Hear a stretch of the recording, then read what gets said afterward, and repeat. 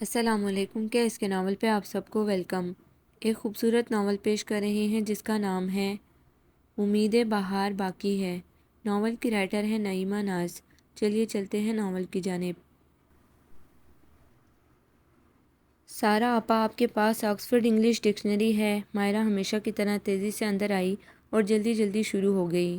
ہاں ہے، ابھی چاہیے۔ سارا نے زاویے پر سے نظریں اٹھا کر اسے دیکھا اور بڑے سکون سے پوچھا۔ اسے تجربہ تھا کہ مائرہ اسی طرح بہت جلدی میں آ کر کسی بھی کتاب کے بارے میں پوچھتی کہ جیسے اسے ابھی ابھی یہ اشد ضرورت ہو، اور کتاب کی موجودگی کا سنتے ہی وہ بڑے اطمینان سے کہتی، شکر ہے، مجھے کل چاہیے ہوگی۔ ابھی بھی سارا کے سوال کے جواب میں اس نے بڑے مزے سے یہی جواب دیا، شام میں چاہیے، دوبارہ آ کر لے جاؤں گی۔ اچھا، میں جا رہی ہوں، بیٹھ جاؤ۔ سارا نے مروتاً ہاتھ میں موجود کتاب ایک طرف رکھ دی۔ نہیں، بس میں جا رہی ہوں۔ آپ کی بھابھی کہاں ہیں؟ مائرہ کے انداز میں وہی عجلت تھی جو اس کی شخصیت یا فطرت کا خاصہ تھی۔ وہ اپنے گھر گئی ہوئی ہیں۔ سارا نے ایک گہری سانس لے کر جواب دیا۔ اسے اندازہ تھا کہ مائرہ اب کیا کہے گی، اور اس کا اندازہ ٹھیک ثابت ہوا۔ اصل گھر تو ان کا یہی ہے، یہ کہیں کہ میکے گئی ہیں۔ ویسے ایک بات بتائیں، ان کا دل سسرال سے زیادہ میکے میں کیوں لگتا ہے؟ ارے بھائی، ابھی شادی کو دن ہی کتنے ہوئے ہیں، ظاہر ہے شروع میں گھر والے تو یاد آتے ہی ہیں۔ سارا نے اپنی بھابھی کا دفاع کیا۔ آپ دنیا کی واحد نند ہوں گی جنہیں اپنی بھاوج میں کوئی برائی نظر نہیں آتی۔ وہ دن کے 1 بجے تک سوتی رہتی ہیں تو آپ کہتی ہیں کوئی بات نہیں۔ شادی کے شروع دنوں میں اور اس عمر میں ایسی ہی نیند آتی ہے۔ کام کا معاملہ ان کی مرضی پر ہے، موڈ ہوا تو کر لیا ورنہ نہیں کیا۔ آنٹی کچھ اعتراض کرنے کی کوشش کرتی ہیں تو آپ انہیں بھی چپ کرا دیتی ہیں۔ آپ اتنی سیدھی کیوں ہیں؟ اپنی بھابھی کو ذرا ٹائٹ کر کے رکھیں ورنہ نقصان اٹھائیں گی۔ مائرہ نے بند نسائی کا پٹارہ کھول دیا۔ نہ میں اتنی سیدھی ہوں اور نہ ہی مجھے کسی قسم کے نقصان کا کوئی خدشہ ہے۔ وقت کے ساتھ ساتھ سب ٹھیک ہو جاتے ہیں۔ شادی کے بعد ایک دم سے نیا ماحول، نئے لوگ، نئی زندگی ہوتی ہے۔ ایڈجسٹ کرنے میں کچھ وقت تو لگتا ہے نا۔ سارا نے ہمیشہ کی طرح نرمی اور احسان سے اسے سمجھایا۔ آپ پتہ نہیں کون سی دنیا میں رہتی ہیں، کتابیں پڑھ پڑھ کر کتابی باتیں کرنے لگی ہیں۔ پریکٹیکل لائف میں یہ سب نہیں چلتا۔ دنیا سیلفش لوگوں سے بھری ہوئی ہے۔ دوسرے کی سادگی اور اچھائی کا ناجائز فائدہ اٹھا کر لوگ اپنا کام نکالتے ہیں، اور اپنا مطلب نکل جائے تو لات مار دیتے ہیں۔ مائرہ کی تقریر شروع ہو گئی۔ ارے بھائی، جو اچھائی کرے گا اپنے لیے کرے گا، اور برائی کرے گا تو بھی اپنے لیے کرے گا، چھوڑو ہمیں کیا۔ سارا نے بحث ختم کرنے کی کوشش کی۔ اسے دوسرے افراد اور دوسروں کے معاملات کے بارے میں گفتگو کرنے سے ہمیشہ ہی الجھن ہوتی تھی۔ چلیں بھائی، چھوڑ دیا، آپ خوش رہیں۔ مائرہ نے خوش دلی سے اپنی شکست تسلیم کر لی۔ تم بھی ہر ایک کے بارے میں یہ الٹی سیدھی فکرات پالنا چھوڑ دو تاکہ اور زیادہ خوش رہو۔ سارا نے مسکرا کر اسے مشورہ دیا۔ کوشش کروں گی کہ آپ کے مشورے پر عمل کروں، مگر مشکل ہے، کیا کروں، میں ایسی ہی ہوں، اور یہ مجھے بھی نہیں معلوم کہ میں ایسی کیوں ہوں۔ مائرہ تیز تیز بولتے ہوئے دروازے کی طرف بڑھ گئی۔ اچھا، پھر میں شام میں آؤں گی، اللہ حافظ۔ اچھا جی، خدا حافظ۔ سارا نے مسکرا کر اسے خدا حافظ کہا اور دوبارہ زاویہ اٹھا لیا۔ مائرہ برابر والے فلیٹ میں ان کی پڑوسن تھی، بلا کی باتونی اور عجلت پسند، پاؤں میں جیسے پہیہ بندھا ہوا تھا، ابھی یہاں ابھی وہاں۔ سارا نے کتاب دوبارہ کھول تو لی، مگر اچانک ہی اسے رات کے کھانے کے بارے میں یاد آیا۔ آج کوفتے بنانے تھے اور اس کے لیے قیمہ چاپر میں پیسنا تھا، اور اس سے پہلے فریزر سے گوشت نکال کر ڈی فریز ہونے کو رکھنا تھا۔ چلو بھائی، سارا بیگم اب اٹھ جاؤ۔ اس نے خود کو اٹھنے پر آمادہ کیا۔ کتاب چھوڑ کر اٹھنے کو دل نہیں چاہ رہا تھا۔ گوشت نکال کر رکھا، خشخاش بھیگنے کو رکھی، اور کینچی لے کر منی پلانٹ کی بیل کی طرف بڑھ گئی۔ پچھلے 3 4 دن سے سوچ رہی تھی بیل کی کاٹ چھانٹ کرنے کو، مگر کبھی یاد ہوتا تو وقت نہیں ہوتا تھا، اور کبھی تھوڑا بہت وقت ہوتا تو یاد نہیں رہتا تھا۔ آئی ایم سوری ڈیئر، کب سے تمہاری تراش خراش کا سوچ رہی تھی، مگر بس تمہیں تو معلوم ہی ہے نا پورا دن کتنا مصروف گزرتا ہے۔ شکر ہے کہ آج چھٹی کا دن ہے۔ سارا نے دھیرے دھیرے بولتے ہوئے بہت پیار اور نرمی سے پتوں کو چھوا۔ مائرہ نے پہلے پہل اس کی گفتگو کا یہ انداز دیکھا تو بہت ہنسی۔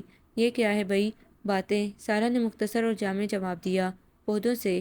جی ہاں، پودوں سے، یہ بھی ہماری طرح جاندار ہیں۔ ہاں وہ تو مجھے معلوم ہے، 9th میں میرے پاس بایو تھی۔ مائرہ نے گردن ہلائی۔ اور مضامین میں بھی پڑھا ہے کہ پھول پودوں سے اچھی اچھی اور دوستانہ باتیں کرنی چاہیے، فرینڈ شپ کرنی چاہیے، ان کی نشو و نما پر اچھا اثر پڑتا ہے۔ کیا واقعی؟ مائرہ نے اپنی معلومات کا اظہار کرتے ہوئے سوال کیا۔ ہاں بالکل، ان کی فیلنگز ہوتی ہیں۔ مائرہ کی بے چین روح نے پھر ایک سوال داغا۔ ہوتی ہی ہوں گی، تبھی تو انسانی احساسات اور لمس ان پر اثر انداز ہوتے ہیں۔ اب کی بار سارا نے مختصر جواب دینے کے بجائے نسبتاً تفصیلی اظہار خیال کیا۔ محبت بھی؟ مائرہ کی آنکھیں چمکنے لگی تھیں۔ ظاہر ہے بھئی، محبت بھی۔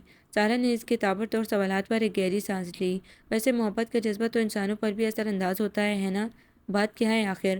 سارا نے ٹھٹک کر اس کی آنکھوں کی چمک اور لہجے کی کھنک پر غور کیا۔ ارے کچھ بھی نہیں، یوں ہی۔ مائرہ نے ہنسی میں بات اڑانی چاہی۔ کچھ تو ہے، سارا نے یوں ہی سے چھیڑا۔ اچھا جب کچھ ہوگا تو آپ کو ضرور بتاؤں گی بس۔ اچھا، سارا نے مسکراہٹ دبائی۔ اب تو بس، مائرہ جھیم گئی۔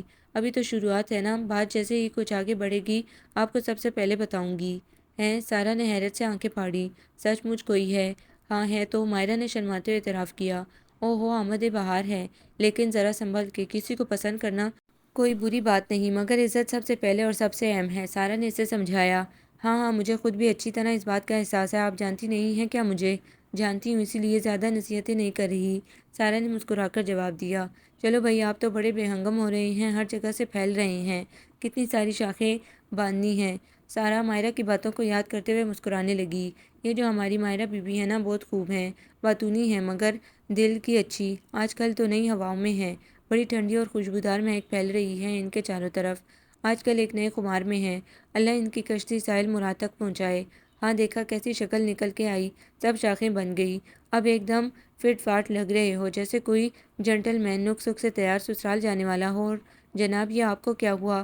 پچھلے 2 ہفتوں سے یہیں ٹھہرے ہوئے ہیں، آخر ہوا کیا ہے؟ سارا نے گملے کے کنارے لگے ایک پتے کو بے حد نرمی اور پیار سے چھوا، اسے لگ رہا تھا کہ اس کی نشوونما بہت آہستہ ہے، بڑھ ہی نہیں رہا تھا۔ سارا بیٹیا چائے ملے گی؟ ابا کمرے سے نکل کر بالکنی میں آئی، وہ اپنا کہلولہ کر کے ابھی اٹھے تھے۔ بالکل ملے گی، مگر صرف 1 چمچہ چینی کے ساتھ، سارا نے قطعیت سے جواب دیا۔ اوفو، کوئی شوگر نہیں ہے مجھے، یہ ڈاکٹر ایسے ہی بیوقوف بناتے ہیں فیس بٹورنے کے لیے، اللہ کا شکر ہے کہ نہیں ہے، مگر آثار تو ہیں، ابھی سے تھوڑی احتیاط نہیں کریں گے تو بعد میں بالکل ہی پرہیز کرنا پڑے گا چینی سے۔ سارا نے ان کی بات کاٹی۔ ارے تو کیا اس عمر میں کوئی بیماری نہیں ہوگی؟ 70 سال کے بوڑھے کو کم از کم شوگر کا مرض تو جچتا ہے نا؟ ابا نے مذاق کیا۔ ابا جی، سارا نے احتجاج کرتے ہوئے ناراض نظروں سے انہیں دیکھا۔ 70 سال ہونے کا یہ مطلب ہے کہ انسان بیماریوں کے گھیرے میں رہے، اللہ کا شکر ہے کہ آپ کو ایسی کوئی سیریس بیماری نہیں جو اس عمر میں لوگوں کو ہو جایا کرتی ہیں، بس آپ شوگر کے معاملے میں احتیاط کریں۔ گلقند اور گلاب جامن کے بغیر بھی زندگی کوئی زندگی ہے، اس شوگر کے چکر میں کیا کیا نعمتیں چھوڑ دوں۔ ابا نے اپنی پسندیدہ مٹھائیوں کے نام لیتے ہوئے ایک مصنوعی آہ بھری۔ آپ کے لیے تو ہر بات ایک مذاق ہوتی ہے، سارا اچھی طرح جانتی تھی کہ ابا سے کم از کم اس معاملے میں بحث کرنا لاحاصل ہے، مگر پھر بھی ہر بیٹی کی طرح اسے بھی اپنے والدین کی صحت کی طرف سے فکر لگی رہتی تھی۔ آج امی کا بلڈ پریشر چیک نہیں ہوا؟ سارا کو ایک اور نئی تشویش نے آن گھیرا۔ میں نے کر لیا تھا، اور تم کیوں ہم بوڑھے بڑھیا کی فکر میں اتنی گلتی رہتی ہو؟ اپنے گھر چلی جاؤ گی تو کون اتنا خیال رکھے گا؟ مشفق بیچارہ ہے، صبح کا گیا رات کو آتا ہے، جتنا اس سے بن پڑتا ہے دھیان رکھتا ہے، اللہ اجر دے، بڑی دعائیں نکلتی ہیں دل سے اس کے لیے۔ ابا بالکنی میں رکھی کرسی پر بیٹھے بیٹھے یکدم سنجیدہ ہو گئے۔ بس بھائی کے لیے دعائیں اور میرے لیے؟ سارا نے ہلکے پھلکے انداز میں کہہ کر ان کا موڈ پھر سے غیر سنجیدہ کرنے کی کوشش کی۔ بیٹیوں کے لیے تو روئی روئی دل سے دعائیں نکلتی ہیں، اور تمہاری جیسی بیٹی تو اللہ ہر ایک کو دے۔ ابا تو اور سنجیدہ ہو گئے۔ کبھی کبھی ان کے مزاج کا یہ رنگ بھی ہوتا تھا، مگر بہت کم۔ کبھی کبھی سوچتا ہوں تیرے جانے کے بعد ہمارا کیا ہوگا، یا تو نہ ہوتی تو ہمارا کیا ہوتا۔ وہ میرا تو سعودیہ میں جا کر ایسی بیٹھی کہ سال کے سال ہی شکل دکھاتی ہے، ویسے خیال اس نے بھی بڑا رکھا ہمارا۔ ابا نے اپنی بڑی اور شادی شدہ بیٹی کا نام لیا۔ میں نہ ہوتی تب بھی اللہ اپنے بندوں کے لیے کافی ہے، میں یہاں نہیں ہوں گی تب بھی اللہ کافی ہے۔ سارا بھی سنجیدہ ہو گئی۔ یہ تو ہے، مگر اللہ نے ہم انسانوں کے ایک دوسرے سے سہارے کے لیے بڑے خوبصورت رشتے بنائے ہیں، سب سے بہترین رشتہ مجھے یہی لگتا ہے بیٹی کا۔ ابا بالکنی سے نیچے کھیلتے ہوئے بچوں کو دیکھنے لگے۔ سارا بات کر ہی رہی تھی کہ اس کا موبائل بجنے لگا۔ 1 منٹ ابا، میں ابھی آئی۔ سارا نے کینچی ایک طرف رکھی اور منی پلانٹ کے پتوں کو سہلاتے ہوئے اٹھ کھڑی ہوئی۔ 1 منٹ یا 1 گھنٹہ؟ ابا ہنسے۔ اچھا نا، سارا خفیف سی ہو گئی۔ کسی سہیلی کا فون ہو یا کزن کا وقت گزرنے کا احساس ہی نہیں ہوتا تھا۔ سارا کال اٹینڈ کرنے لگی۔ دوسری طرف اس کی دوست ہنا تھی جو اسکول میں اس کی کلیگ بھی تھی۔ آئی ایم سوری جان، کل پروگرام کے بعد تم سے زیادہ بات نہیں ہو سکی، گھر میں بڑی پھپھو نہیں آئی ہوئی ہوتی تو میں ڈنر کر کے ہی جاتی، اور تمہاری ڈھیروں تعریفیں بھی۔ سلام دعا کے بعد ہنا شروع ہو گئی۔ ارے چھوڑو تعریفوں وعریفوں کو، کوئی نئی بات کرو۔ سارا نے مذاق میں کالر اکڑائے۔ سچ مجھ اس دن تو کمال کر دیا تم نے، اتنی زبردست کمپیئرنگ کی۔ 1000 سے اوپر کراؤڈ کو سنبھالنا کوئی آسان بات تھوڑی ہے، جس میں 700-800 بچے بھی ہوں۔ مجھ سے اس دن تقریباً ہر ایک نے ہی تمہاری بہت تعریف کی، اور پورا پروگرام ہی بہت اچھا آرگنائز ہوا تھا۔ ارے وہ تو ٹیم ورک تھا، میں نے اکیلی تھوڑی محنت کی تھی، میری پوری ٹیم نے ہی دن رات ایک کر کے دیا تھا۔ سارا نے انکساری اور سادگی سے کہا۔ لیکن آئیڈیاز تو تمہارے ہی تھے، ڈرامے اور ٹاک شو تمہارے لکھے ہوئے، بہت زبردست ڈائیلاگز تھے، سب نے بہت انجوائے کیا۔ ہنا ستائش میں کسی بخل سے کام نہیں لیتی تھی، کھل کر تعریف کرتی تھی۔ اچھا بس ہو گئی بہت تعریف، میں نے اس دن سب سے سن لی تھی۔ سارا نے اسے ٹوکا۔ بہت زیادہ اپنی تعریف سننا اسے عجیب سا لگتا تھا۔ یہ بتاؤ ڈنر کیسا رہا اس رات؟ بہت اچھا، بریانی تھی، چکن روسٹ اور کسٹرڈ مسز عدنان کی ذمہ داری تھی۔ بہت اچھا کھانا ارینج کیا تھا انہوں نے، سارا نے تفصیل سے بتایا۔ اور تمہاری جاب کا کیا ہوا؟ کچھ امکانات ہیں؟ سارا نے کالج میں پڑھانے کے لیے اپلائی کیا ہوا تھا، ہنا اسی کے بارے میں پوچھ رہی تھی۔ چانسز تو ہیں، آگے اللہ مالک ہے، سارا نے اسے بتایا۔ مجھے بھی یہی امید ہے، انشاءاللہ تمہارا کام ہو جائے گا۔ آخر ایم ایس سی ہو، کوئی مذاق بات ہے کیا؟ یہی تو بات ہے، میرٹ سے زیادہ رشوت اور سفارش کا چلن ہے شعبہ تعلیم کے ساتھ، اس سے بڑا مذاق کیا ہوگا؟ وہ تو ہے، تعلیم کیا ہر شعبے میں یہی چلن ہے، کس کس کو روگی؟ ہنا بھی سنجیدہ ہو گئی۔ پتہ نہیں ہمارے حالات کب سدھریں گے، کبھی نہ کبھی تو سدھر ہی جائیں گے، امید پہ دنیا قائم ہے۔ بگاڑ کا ادراک ہو تو سدھار کے امکانات روشن اور قریب ہوتے ہیں۔ سارا ہمیشہ پر امید رہتی تھی۔ خدا کرے تمہاری امید پوری ہو جائے، ہنا نے صدقے دل سے کہا۔ آمین۔ ہائے سارا، شام کے لیے کیا پکاؤں؟ کچھ سمجھ میں ہی نہیں آ رہا۔ امی نے تو بس مجھ پہ چھوڑ دیا کہ جو دل چاہے پکاؤں۔ اب جلدی سے مشورہ دو۔ ہنا کو اچانک ایک نئی فکر نے ہان گھیرا۔ میں کیا بتاؤں، میں خود اس معاملے میں کنفیوز رہتی ہوں۔ کبھی اماں سے پوچھتی ہوں، کبھی ابا سے، کبھی مشفق بھائی اور بھابھی سے پوچھ کر کھانا بناتی ہوں۔ سارا نے بیچارگی سے اپنا حال بیان کیا۔ ابھی کیا پکاؤ گی؟ میں بھی وہی پکا لوں گی، ہنا کو خیال سوجا۔ کوفتے، اتنی مشکل ڈش؟ ہنا سوچ میں پڑ گئی۔ کوئی آسان سی چیز بتا دو نا۔ آسان سی چیز تو پھر کوئی دال سبزی بنا لو۔ کون سی دال؟ ایک بھائی ایک دال نہیں کھاتا، دوسرا بھائی دوسری دال نہیں کھاتا، کسی کو کوئی سی سبزی ناپسند ہے، کسی کو کوئی سی سبزی ناپسند ہے، جب ہی تو میری اور سمجھ میں نہیں آتا کہ کیا پکاؤں۔ ہنا نے اپنی مجبوری بیان کی۔ گوشت کی کوئی ڈش بنا لو، روز روز گوشت مجھے اچھا نہیں لگتا۔ ہنا نے گہری سانس لی۔ ایسا کرو آلو انڈے پکا لو، یہ تو کھا لیں گے نا سب لوگ؟ ہاں، آلو انڈے کا سالن تو کھا ہی لیں گے۔ ہنا کے مسئلے کا حل بالآخر نکل ہی آیا۔ چلو شکر ہے، تم سے بات کر کے میرا آج کا مسئلہ تو حل ہوا۔ ہنا نے سکون کا ایک سانس لیا۔ کبھی کبھی میں سوچتی ہوں کہ ہم لوگ بھی کتنے عجیب ہیں، ہمارے ارد گرد اتنے بڑے بڑے اور خوفناک مسائل ہیں اور ہماری فکر آج کیا پکائیں تک محدود ہے۔ زندگی بس گرداری کے مسائل کے گرد گھوم رہی ہے۔ سارا نے سنجیدگی سے اظہار خیال کیا۔ اب کیا کریں، یہ بھی زندگی کا ایک رخ ہے، اسے نظر انداز تو نہیں کر سکتے۔ ہنا نے اپنی رائے کا اظہار کیا۔ ٹھیک ہے، اس پہلو کو ہم نظر انداز نہیں کر سکتے، مگر اس حد تک بھی سر پر سوار نہیں کرنا چاہیے کہ باقی معاملات نظروں سے اوجھل ہو جائیں۔ پتہ ہے ہنا، کبھی کبھی تو کھانا پکانے کو تو کیا کھانے کو بھی جی نہیں چاہتا۔ جب چاروں طرف وحشت اور درندگی کا راج ہو اور موت ہر جگہ بکھری ہوئی ہو تو نیند اور بھوک دونوں غائب ہو جاتی ہیں۔ سارا ملک بھر کے اور خصوصاً اپنے شہر کے حالات پر ہر محب وطن پاکستان کی طرح بہت رنجیدہ تھی۔ تم بہت حساس ہو، اتنی شدت اور گہرائی سے ہر بات سوچو گی تو ہمیشہ فکر مند ہی رہو گی۔ ہمیں بھی اپنے ملک کے اور شہر کے حالات دیکھ کر افسوس ہوتا ہے، مگر میں اور تم کیا کر سکتے ہیں؟ ہمارے جلنے کڑنے سے کیا سب کچھ ٹھیک ہو جائے گا؟ ہنا نے تلخ لہجے میں سچ بیان کیا۔ کبھی کبھی میں بہت ڈپریسڈ ہو جاتی ہوں، کبھی ایسا لگتا ہے کہ ہم لوگ اکٹھی لاشیں اور اجتماعی قبریں دیکھنے کے عادی ہوتے جا رہے ہیں۔ بم بلاسٹ کی خبر دیکھی، زخمی اور مرنے والوں کو اسکرین پر دیکھا اور چینل بدل کر کوئی انٹرٹینمنٹ چینل لگا دیا اور بس اگلے دن پھر کوئی نیا دھماکہ۔ سارا بھی تلخ ہو گئی۔ میری پیاری، اتنا مت سوچا کرو، جو معاملہ ہمارے بس میں نہیں ہے اس کے بارے میں سوچ سوچ کر پریشان ہونے سے ہم کسی اور کو تو کوئی فائدہ نہیں پہنچا سکتے، مگر خود کو ضرور نقصان پہنچا سکتے ہیں۔ اور تم تو لکھنے کے ہنر سے واقف ہو، اپنے دل کی بڑاس کاغذ قلم کے ذریعے نکال لیا کرو۔ ہنا نے اسے مشورہ دیا۔ پتہ نہیں جو کچھ سوچتی ہوں وہ سب لکھ سکوں گی یا نہیں؟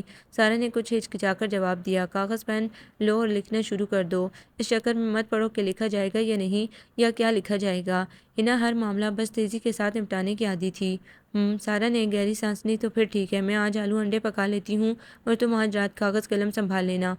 ہنا نے انتہائی سنجیدگی سے آرڈر جاری کیا۔ اچھا جناب، جو حکم۔ سارا مسکرا دی۔ اب تم اپنے کوفتے بناؤ، پھر بعد میں بات کریں گے۔ ہنا نے خدا حافظ کہتے ہوئے فون بند کیا۔ خدا حافظ۔ سارا موبائل کو چارج پر لگا کر کچن میں آ گئی۔ واشنگ مشین میں کپڑے گھوم رہے تھے۔ سارا پہلے کے نکالے ہوئے کپڑے پانی میں کنگال رہی تھی۔ ابا بالکنی میں کرسی ڈالے اخبار پڑھتے ہوئے دھوپ سینک رہے تھے۔ بارش کی وجہ سے موسم میں خنکی آ گئی تھی، ہوا بھی بڑی ٹھنڈی چل رہی تھی۔ امی شال لپیٹتی ہوئی کمرے سے باہر آئیں۔ ابھی تک کپڑے نہیں دھلے، کب سے تو مشین لگائی ہوئی ہے؟ امی اس کے قریب آ کر حیرت کا اظہار کرنے لگی۔ بس یہ آخری راؤنڈ ہے، باقی سب کپڑے دھل گئے۔ سارا نے بائی کی پینٹ کھنگالتے ہوئے جواب دیا۔ مشفق کے کپڑے بھی تم دھو رہی ہو؟ انہوں نے ناراض نظروں سے پہلے بیٹے کے کپڑوں پھر سارا کی طرف دیکھا۔ تو کیا ہوا، پہلے نہیں دھوتی تھی کیا؟ سارا نے مسکرا کر ان کا موڈ بہتر کرنے کی کوشش کی۔ پہلے کی بات اور تھی، اب شادی ہو گئی ہے اس کی، یہ تمہارا کام ہے یا اس کی بیوی کا؟ امی اپنی بہو کی حد درجہ لاپرواہی اور قائلی سے اب کچھ کچھ نالاں ہوتی جا رہی تھی۔ ایک ہی بات ہے امی، بہن کام کرے یا بیوی، کیا فرق پڑتا ہے؟ ویسے بھی 2-3 روز سے بھابھی کی طبیعت بھی ٹھیک نہیں ہے۔ سارا نے حسب عادت فضا کی وکالت کی۔ ایک تو یہ تمہارے چونچلے میری سمجھ میں نہیں آتے، ادھر ادھر جانے کے لیے طبیعت بالکل ٹھیک رہتی ہے اور گھر کے کاموں کے لیے طبیعت خراب ہو جاتی ہے۔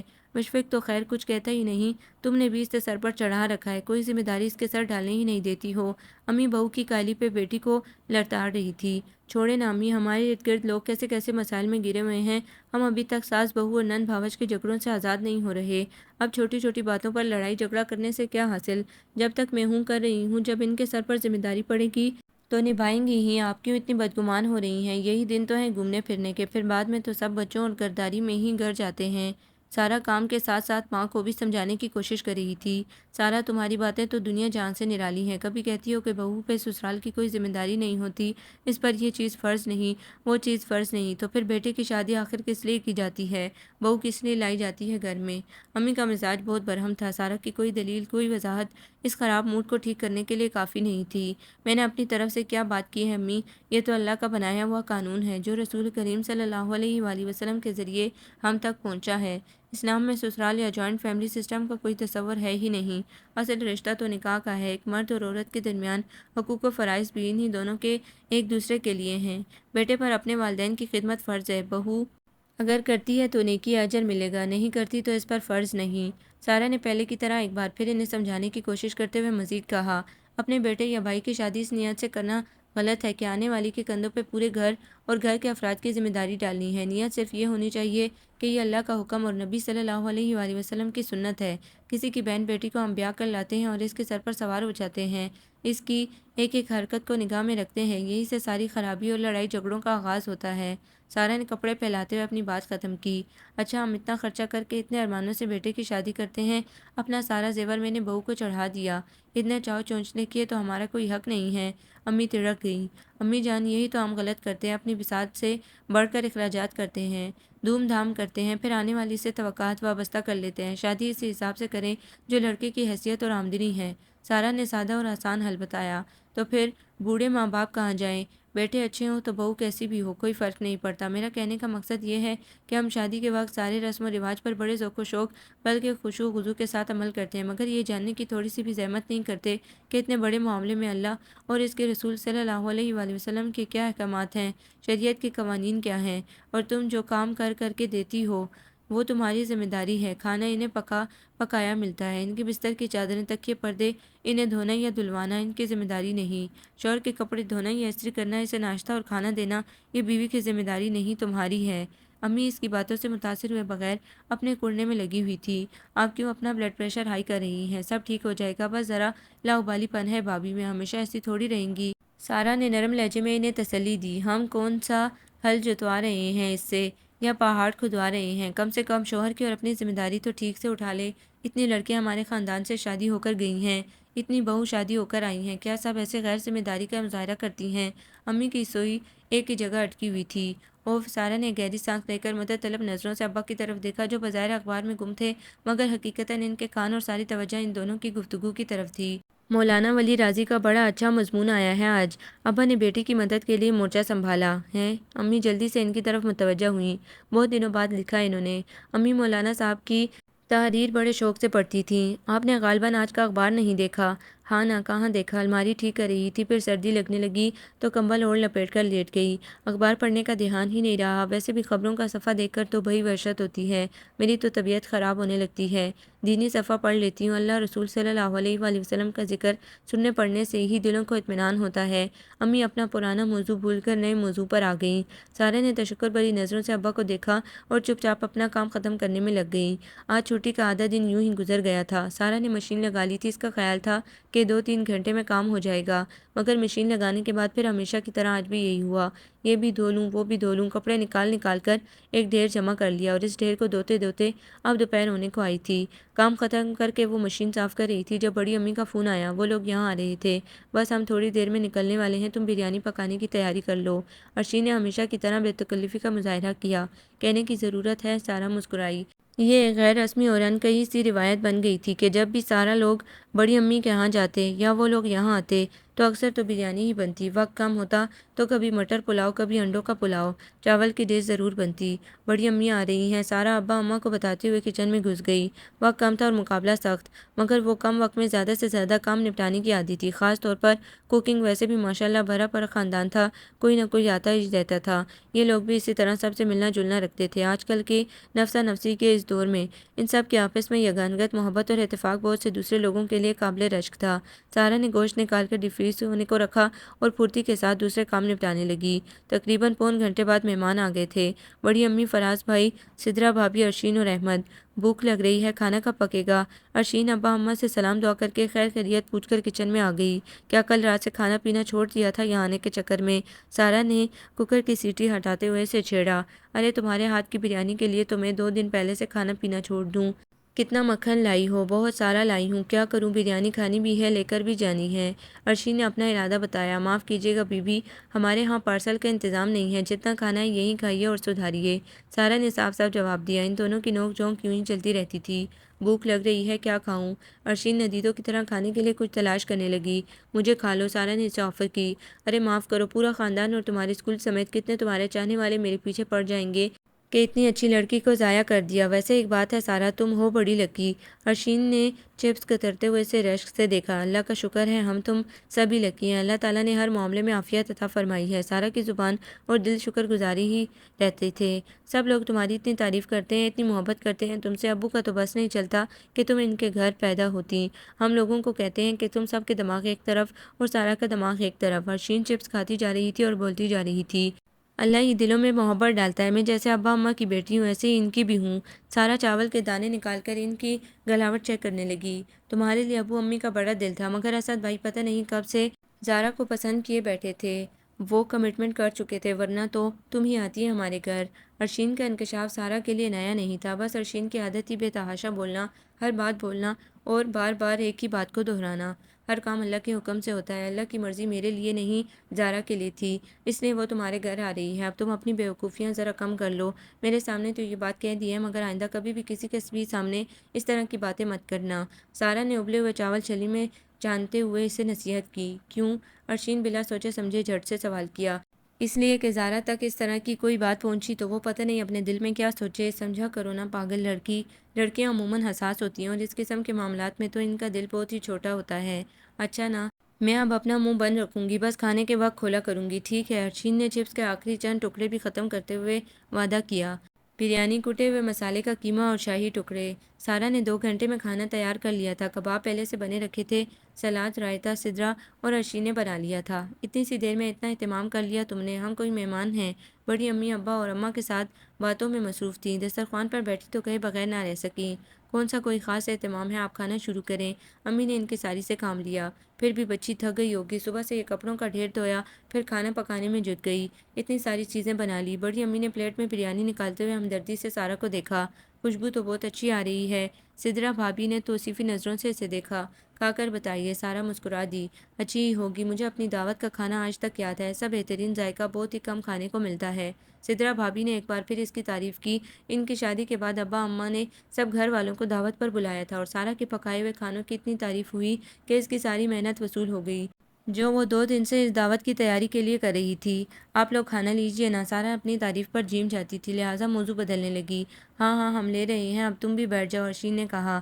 1 منٹ، سارا ڈور بیل کی آواز سن کر کھڑی ہو گئی۔ پڑوس کی شاہدہ آنٹی تھیں، ان کی پیاس ختم ہو گئی تھی، 1-2 گٹھیاں لینے آئی تھیں۔ بس مجھے دھیان ہی نہیں رہا، آج بازار گئی بھی تھی اور پیاز لانا بھول گئی، اب ضرورت پڑی تو حیران پریشان بیٹھی ہوں کہ کیا کروں، اتنی مہنگائی میں کسی کو پریشان کرنا بھی اچھا نہیں لگتا۔ آنٹی شرمندگی سے بولتے بولتے خاموش ہو گئیں۔ ارے تو کیا ہوا، پڑوس کا اتنا حق تو ہوتا ہے، اتنی معمولی سی چیز کے لیے آپ ایسے کیوں کہہ رہی ہیں؟ اندر آ جائیں۔ سارے نے خوش دلی سے انہیں اندر آنے کی دعوت دی۔ مہمان آئے ہوئے ہیں؟ جی بڑی امی اور گھر والے آئے ہیں۔ سارا نے شاپر میں پیاز ڈال کر انہیں شاپر دیا۔ اتنی ساری کیوں دے رہی ہو، بس 2-3 کافی ہیں، وہ بوکھلا گئی۔ 2-3 سے 2-3 ہی تو زیادہ ہیں۔ اب آپ اتنا تکلف نہ کریں کہ ہمیں کبھی کوئی ضرورت ہو تو آپ سے مانگتے ہوئے ہچکچائیں۔ سارا نے مسکراتے ہوئے کہا، جب بھی کسی شے کی ضرورت ہو بلا جھجک آ سکتی ہو، موسٹ ویلکم۔ آنٹی نے بڑے خلوص سے کہا اور جانے کے لیے مڑی۔ 1 منٹ آنٹی، سارا ایک ڈش لے کر اس میں بریانی نکالنے لگی۔ کیا کر رہی ہو؟ وہ سچ مچ بوکھلا گئی۔ نوین کے لیے لے جائیے، اسے بریانی بہت پسند ہے۔ سارا نے ڈش کا ڈھکن لگاتے ہوئے ان کی چھوٹی بیٹی کا نام لیا۔ نوین یوں ہی تمہاری دیوانی نہیں ہے، اپنے اخلاق سے سب کو چت کر دیتی ہو تم۔ آنٹی نے مسکراتے ہوئے دوسرے ہاتھ میں ڈش تھامی۔ تعریف اللہ ہی کے لیے ہے۔ سارا یہ بات نہ صرف ہمیشہ یاد رکھتی تھی بلکہ دہراتی بھی رہتی تھی۔ اچھا بھائی، بہت بہت شکریہ تمہاری مہربانیوں کا، اللہ حافظ۔ ویسے ایک بات بتا دوں، وہ جاتے جاتے رکی، بریانی صرف نوین کو ہی نہیں، اس کی امی کو بھی بہت پسند ہے۔ آنٹی کی ہنسی میں سارا کی مسکراہٹ بھی شامل ہو گئی۔ اسد کی سسرال جانا تھا شادی کی تاریخ طے کرنے، بڑی امی اس کی دعوت دینے آئی تھی۔ ابا اور اماں دونوں مدعو تھے۔ ویسے تو آپ شادی کی تاریخ میرج لان والے ہی دیتے ہیں، کئی ماہ پہلے ڈیٹ فکس ہو جاتی ہیں۔ یہاں بھی دونوں طرف سے شادی ہال بک ہو چکے تھے، مگر بس ایک رسمی سی تقریب باقی رہ گئی تھی۔ ہم نے تو اسد کے ساتھ سسر کو منع کیا تھا کہ ہال تو بک ہو ہی چکے ہیں، تاریخ طے ہے تو بلا وجہ ایک تقریب کا خرچہ کرنے کی کیا ضرورت ہے۔ اب 10-15 لوگ وہ اپنے اکٹھے کریں گے، 10-15 ہماری طرف سے بلا رہے ہیں۔ 2 لڑکیوں کی شادی کرنا ہے اور اخراجات کیا کم ہے۔ اب یہ تو بالکل بلا وجہ کی ہی تقریب ہے۔ مگر وہ بیچارے خاموش ہو گئے، پھر کہنے لگے مجبوری ہے، یہ تقریب نہیں کریں گے تو رشتہ دار بہت باتیں بنائیں گے۔ بڑی امی ان لوگوں کو بتا رہی تھی، لوگوں کا کیا، ان کی زبانیں کون پکڑ سکتا ہے۔ وہ کیا کہتے ہیں کہ ہنڈیا کا منہ چبنی سے ڈھکا جا سکتا ہے، انسان کا منہ کس چیز سے بند کریں۔ جنہیں باتیں بنانے کی عادت ہے وہ تو بنائیں گے ہی۔ انسان کو اپنی سہولت دیکھنی چاہیے۔ کب تک دوسروں کا منہ دیکھ دیکھ کر اپنے کام کریں اور خود کو مشکل میں ڈالیں۔ امی نے بھی ان کی ہاں میں ہاں ملائی۔ میں نے تو جہیز کے معاملے میں بھی سختی سے منع کیا تھا، اللہ کا شکر ہے گھر میں ضرورت کی آرام کی ہر شے موجود ہے۔ پھر گھر اتنا بڑا بھی نہیں بلا وجہ میں کھچ پچ ہوگی۔ اس بلا کی مہنگائی میں 2 لڑکیوں کی ایک ساتھ شادی کوئی مذاق بات ہے، وہ بھی ہمارے جیسے سفید پوش طبقے میں۔ انسان اپنا بھرم رکھتے رکھتے ہی ہتھموا ہو جاتا ہے۔ اب اسد کی ساس کے کچھ کہنے سے پہلے ان کی بڑی نند بول پڑی کہ یہ تو دنیا کا دستور ہے، اپنی بیٹیوں کو سبھی لوگ دیتے ہیں، ہم ایک لڑکی کو زیادہ جہیز دیں اور دوسری کو کم تو ہماری ناک کٹ جائے گی برادری میں۔ لو بھائی، ہم بھی خاموش، ہماری سمدن بھی خاموش، بڑی سیدھی سادی خاتون ہے، ابھی تک اپنی ساس نندوں کے روب میں ہے۔ اب ہم نے تو اپنی طرف سے اچھی ہی بات کی تھی، ہم بھی بیٹیوں والے ہیں، شادی بیاہ کے لینے دینے کے معاملوں اور فضول اخراجات نے ہم دونوں کو کہیں کا نہیں چھوڑا۔ یہ سوچ صرف بڑی امی کی ہی نہیں بلکہ اس خاندان کے بیشتر افراد کی تھی۔ اچھی بات ہے بڑی امی، کسی نہ کسی کو تو پہل کرنی ہی پڑے گی۔ جس چیز کو ہم غلط سمجھتے ہیں، برا کہتے ہیں، اس سے سب سے پہلے ہم خود رکیں، تبھی بات بنے گی۔ آپ اسد بھائی کے ساس سسر سے علیحدگی میں بات کریں کہ وہ کوئی غیر ضروری اہتمام اور اخراجات نہ کریں۔ جب رشتہ طے ہوا تھا تب بھی ان لوگوں نے کتنا اہتمام کیا تھا۔ اسد بھائی کے جوڑے اور چیزیں الگ اور سب گھر والوں کے جوڑے الگ، یہ صحیح نہیں ہے۔ پتہ نہیں کیسے کیسے اپنا پیٹ کاٹ کر لوگ یہ سب کرتے ہیں، محض اس لیے کہ لوگ باتیں نہ بنائیں۔ سارا نے بھی گفتگو میں حصہ لیا۔ اور کیا، میں نے تو کہا کہ جب ہمیں کوئی اعتراض نہیں تو آپ دوسروں کے اعتراض کی کیوں پرواہ کرتی ہیں۔ بڑی امی اپنے سارے معاملات سارا اور اپنی دیورانی سے ڈسکس کر لیتی تھیں، اور سارا تو خیر تھی ہی سب کی سہیلی۔ بڑی امی، پھپھو، خالائیں اور ممانیاں سبھی بڑی بے تکلفی سے اپنے چھوٹے بڑے معاملات سارا سے ڈسکس کر لیا کرتے تھے۔ انسان اپنی سب سے قیمتی چیز اپنی اولاد دوسروں کو سونپ دیتا ہے، بس کافی ہے، اب اس سے بڑھ کر کوئی کیا دے گا۔ امی نے اپنے خیال کا اظہار کیا۔ چائے حاضر ہے جناب۔ ارشین کھانے کے بعد چائے بنا کر لے آئی تھی۔ سارا کے لاکھ منع کرنے پر بھی وہ چائے بنانے کچن میں گھس گئی۔ اب تم شرافت سے بیٹھ جاؤ، بلکہ میری امی سے باتیں کرو، انہیں ویسے ہی تمہاری باتیں بہت اچھی لگتی ہیں۔ ارشین نے ڈانٹ کر اسے کمرے میں بھیج دیا۔ شام میں اس نے اصرار کر کے ارشین کو روک لیا تھا۔ رک جاؤ نا، کل چلی جانا، بھابھی بھی اپنے گھر گئی ہوئی ہیں، رات میں خوب دیر تک باتیں کریں گے۔ سارا اسے پٹا رہی تھی۔ اچھا بس، زیادہ بنا سماجت کی ضرورت نہیں ہے، میں رک رہی ہوں۔ ارشین ہنسنے لگی۔ رات میں سب کاموں سے فارغ ہونے کے بعد عشاء کی نماز پڑھ کر دونوں بالکنی میں کرسیاں ڈال کر بیٹھ گئیں۔ آسمان صاف شفاف کسی دوشیزہ کے صبی چہرے کی طرح نکھرا ہوا تھا اور اس پر چمکتا ہوا چاند اپنے نور کی کرنیں چاروں طرف بکھیر رہا تھا۔ وہ دونوں بہت مئو ہو کر یہ منظر دیکھ رہی تھی۔ سارا، چاند کتنا رومانٹک لگتا ہے نا، بلکہ یہ ماحول اور یہ وقت، آدھی رات، کھلی فضا، صاف شفاف آسمان، تیرتے ہوئے بادل اور چمکتا ہوا چاند، تھوڑی سی ٹھنڈک لیے ہوا، اف۔ ارشین نے ماحول کی منظر کشی کرتے ہوئے ایک گہری سانس لی۔ ہاں یہ تو ہے، یہ وقت، یہ ماحول بہت جادو اثر لگتا ہے۔ رات میں ایک بڑا عجب اسرار ہوتا ہے، ایک بھید چھپا ہوتا ہے، اور آسمان کی وسعتوں پہ نظر کرو تو جی چاہتا ہے خود بھی اس کا حصہ بن جاؤ۔ آزاد اور صبح، خاموش اور پرسکون، کتنے متضاد لگتے ہیں نا یہ زمین اور آسمان۔ جہاں ہم ہیں وہاں ایک ہنگامہ، شور شرابہ، اور نگاہیں تھوڑی سی اوپر اٹھا کر جائزہ لو تو آزادی، اطمینان، سکون۔ سارا کھوئے کھوئے لہجے میں بول رہی تھی۔ اوئے سارا، تم بھی، تمہیں تو بڑا ریئلسٹک سمجھتے ہیں لوگ، تم بھی۔ ارشین نے جان بوجھ کے اسے چھیڑا۔ کیوں بھئی، ہم بھی انسان ہیں، بلکہ صنف نازک ہیں۔ مرزا غالب منہ میں زبان رکھنے کے دعوے دار تھے تو ہم بھی ایک عدد دل رکھتے ہیں۔ سارا نے گویا برا مان کر کہا۔ تم نے گول گول کر پیا ہوا ہے، کافی ہے۔ ارشین نے ایک جرجری لی، سرد ہوا کا جھونکا چھوتے ہوئے گزرا تھا۔ کیا ہوا، سردی لگ رہی ہے؟ شال لا دوں اندر سے؟ سارا نے بغور سے دیکھا۔ نہیں بھائی، سردی وردی کیا، بس یوں ہی ایک جھونکا آیا تھا ہوا کا۔ عرشین لاپرواہی سے بولی، کبھی کبھی میرا دل چاہتا ہے کہ ایک رات ساحل سمندر پر گزاروں، پورے چاند کی رات ہو، سمندر کا کنارہ ہو، لہروں کا شور، گیلی ریت پر میرے قدموں کے نشان۔ اور سارا کہتے کہتے خاموش ہو گئی۔ اور کیا؟ عرشین نے دلچسپی سے اسے دیکھا۔ کچھ نہیں، بس یہ میرا ایک خواب ہے، پتہ نہیں کبھی پورا ہوگا بھی یا نہیں، حالانکہ کتنی بار کتنے ساحل دیکھ چکی ہوں، گڈانی باکس پہ، کیپ ماؤنٹ، گولڈن بیچ، مگر جب بھی کیپ ماؤنٹ گئی ہوں یہ خواہش بہت شدت سے میرے اندر سے اٹھتی ہے۔ سارا اسے اپنے دل کا حال بیان کر رہی تھی۔ میری دعا ہے اللہ تعالیٰ تمہاری اس خواہش سمیت تمام آرزوؤں کو پورا کرے۔ عرشین نے صدقے دل سے دعا دی۔ آمین، دونوں کے منہ سے ایک ساتھ نکلا۔ یہ 2 دن میں کیا ماجرا ہو گیا، اچانک کہاں کی تیاریاں ہیں؟ مائرہ ہمیشہ کی طرح تیزی سے اندر آئی اور جلدی جلدی شروع ہو گئی۔ سارا اس کی بات کے جواب میں محض مسکرا کر خاموش ہو گئی۔ ارے میں کچھ پوچھ رہی ہوں، رشتہ طے ہونے کی مٹھائی بھجوا دی اور بس اب گونگی بن کر بیٹھ گئی۔ واہ بھائی واہ، بہت اچھے بھائی، بہت اچھے۔ سارا اسے زج کرنے کو ایک بار پھر خاموشی سے مسکرا دی۔ اللہ سارا، میں تمہارا گلا دبا دوں گی، پہلے کالج میں جاب لگی تو جب بھی تم نے سرپرائز دیا، اور اب اتنا بڑا سرپرائز۔ اب شرافت سے اور جلدی سے شروع ہو جاؤ فٹافٹ۔ مائرہ نے دھمکی آمیز انداز اختیار کیا۔ ارے بھائی، ایک پروپوزل آیا تھا، سب کو ٹھیک لگا، اوکے کر دیا، بس اتنی سی کہانی ہے۔ سارا نے دریا کو کوزے میں بند کیا۔ یہ تو ہیڈ لائن ہے، اب تفصیلی خبریں بھی سنا دو جلدی سے۔ مائرہ نے سارا کو گھورا جو اس کے صبر کا امتحان لے رہی تھی۔ کوئی خاص تفصیل نہیں ہے، انجینئر ہے، موصوف کے والدین نہیں ہیں، بہن بہنوئی کے پاس بچپن سے ہی رہتے ہیں، ایک بڑے بھائی ہیں، وہ جاب کے سلسلے میں حیدرآباد میں ہوتے ہیں، بس۔ تصویر دکھاؤ، مائرہ نے جھٹ سے فرمائش داغی۔ تصویر تو دیکھ کر واپس کر دی، سارا نے سادگی سے جواب دیا۔ کیوں واپس کیوں کر دی؟ اب میں کیسے دیکھوں گی؟ مائرہ نے فکر مندی کا مظاہرہ کیا۔ شادی پر دیکھ لینا۔ کب دیکھو؟ شاید 3-4 ماہ بعد، سارا نے سوچتے ہوئے جواب دیا۔ چلیں، اتنے وقت کے لیے تو صبر کیا جا سکتا ہے۔ اچھا یہ بتائیں، تیاریاں شروع کر دیں؟ مائرہ نے وہی روایتی سوال کیا۔ تیاری کیا کرنی ہے؟ بس جو استطاعت ہوگی اسی کے مطابق تیاری ہو جائے گی، تم سے تو کچھ بھی چھپا ہوا نہیں ہے۔ پچھلے 1 سال کے اندر اندر پہلے امی کی بیماری، پھر آپریشن، پھر بھابھی کا مسئلہ ہو گیا، فاطمہ سیزیرین سے ہوئی، پھر وہ بیمار، بھابھی بھی بیمار، ٹھیک ٹھاک رقم خرچ ہوئی ہے، سمجھ لو بینک میں جو کچھ تھا سب ختم ہو گیا، اب اچانک رشتے اور شادی کا سلسلہ شروع ہو گیا۔ اللہ مالک ہے، میں نے تو بھائی کو بہت سختی سے منع کیا ہے کہ غیر ضروری اور فضول اخراجات بالکل بھی نہ کریں، ویسے وہ لوگ بھی ہماری ہی طرح کے ہیں۔ آپا بھی یہی کہہ رہی تھی کہ ان کے ہاں کوئی خاص رسم و رواج نہیں ہے، بس سادگی سے شادی کریں گے۔ سارا نے تفصیل بتائی۔ آپا کون؟ مائرہ نے شرارت سے آنکھیں گھمائی۔ ان کی بڑی بہن۔ سارا نے سنجیدگی سے اسے دیکھا۔ ان کون؟ مائرہ کی آنکھوں میں شرارت ناچنے لگی۔ بہت تفصیل پوچھ لی، اب ذرا اپنے حال احوال سنا دو۔ سارا نے اس کی دکھتی رگ پر ہاتھ رکھا۔ میرا حال احوال؟ مائرہ کی آنکھوں میں انگن ستارے روشن ہو گئے۔ وہ عنقریب اپنے گھر میں بات کرنے والا ہے۔ وہ کون؟ اب کے بار سارا کی باری تھی۔ ہے ایک دشمن جاں، میرا چین سکون سب کچھ درہم برہم کر کے روز رات کو دندناتا ہوا میرے خوابوں میں چلا آتا ہے۔ جانے اس شخص کو یہ کیسا ہنر آتا ہے، رات آتی ہے تو آنکھوں میں اتر آتا ہے۔ مائرہ نے بڑے جذب کے عالم میں یہ شعر پڑھا تھا۔ پرابلم کیا ہے؟ حسن تو تمہارے رشتہ دار ہے نا؟ سارا نے اس سے سوال کیا۔ ہے تو رشتہ دار، مگر بس ایک بہت بڑا مسئلہ ہے درمیان میں۔ مائرہ ادھوری بات کہہ کر خاموش ہو گئی۔ کیا مسئلہ؟ کچھ فلمی سٹوری ہے۔ دراصل اب سے تقریباً 30 سال پہلے احسن کی پھوپھو میرے تایا ابو کی منگیتر تھیں، پھر پتہ نہیں کیسے یہ رشتہ ختم ہو گیا۔ دونوں گھرانوں کے تعلقات اس وقت کافی کشیدہ ہو گئے تھے۔ بہرحال وقت کے ساتھ ساتھ ملنا جلنا تو ہو گیا، مگر ایک دراڑ آ گئی تعلقات میں۔ قسمت کے کھیل بھی نرالے ہیں۔ احسن کی پھوپھو کی ایک جگہ شادی ہوئی، مگر کچھ سالوں بعد وہ بیوہ ہو کر واپس اپنے گھر آ گئیں۔ اولاد کوئی نہیں ہے، دوسری شادی بھی نہیں ہوئی۔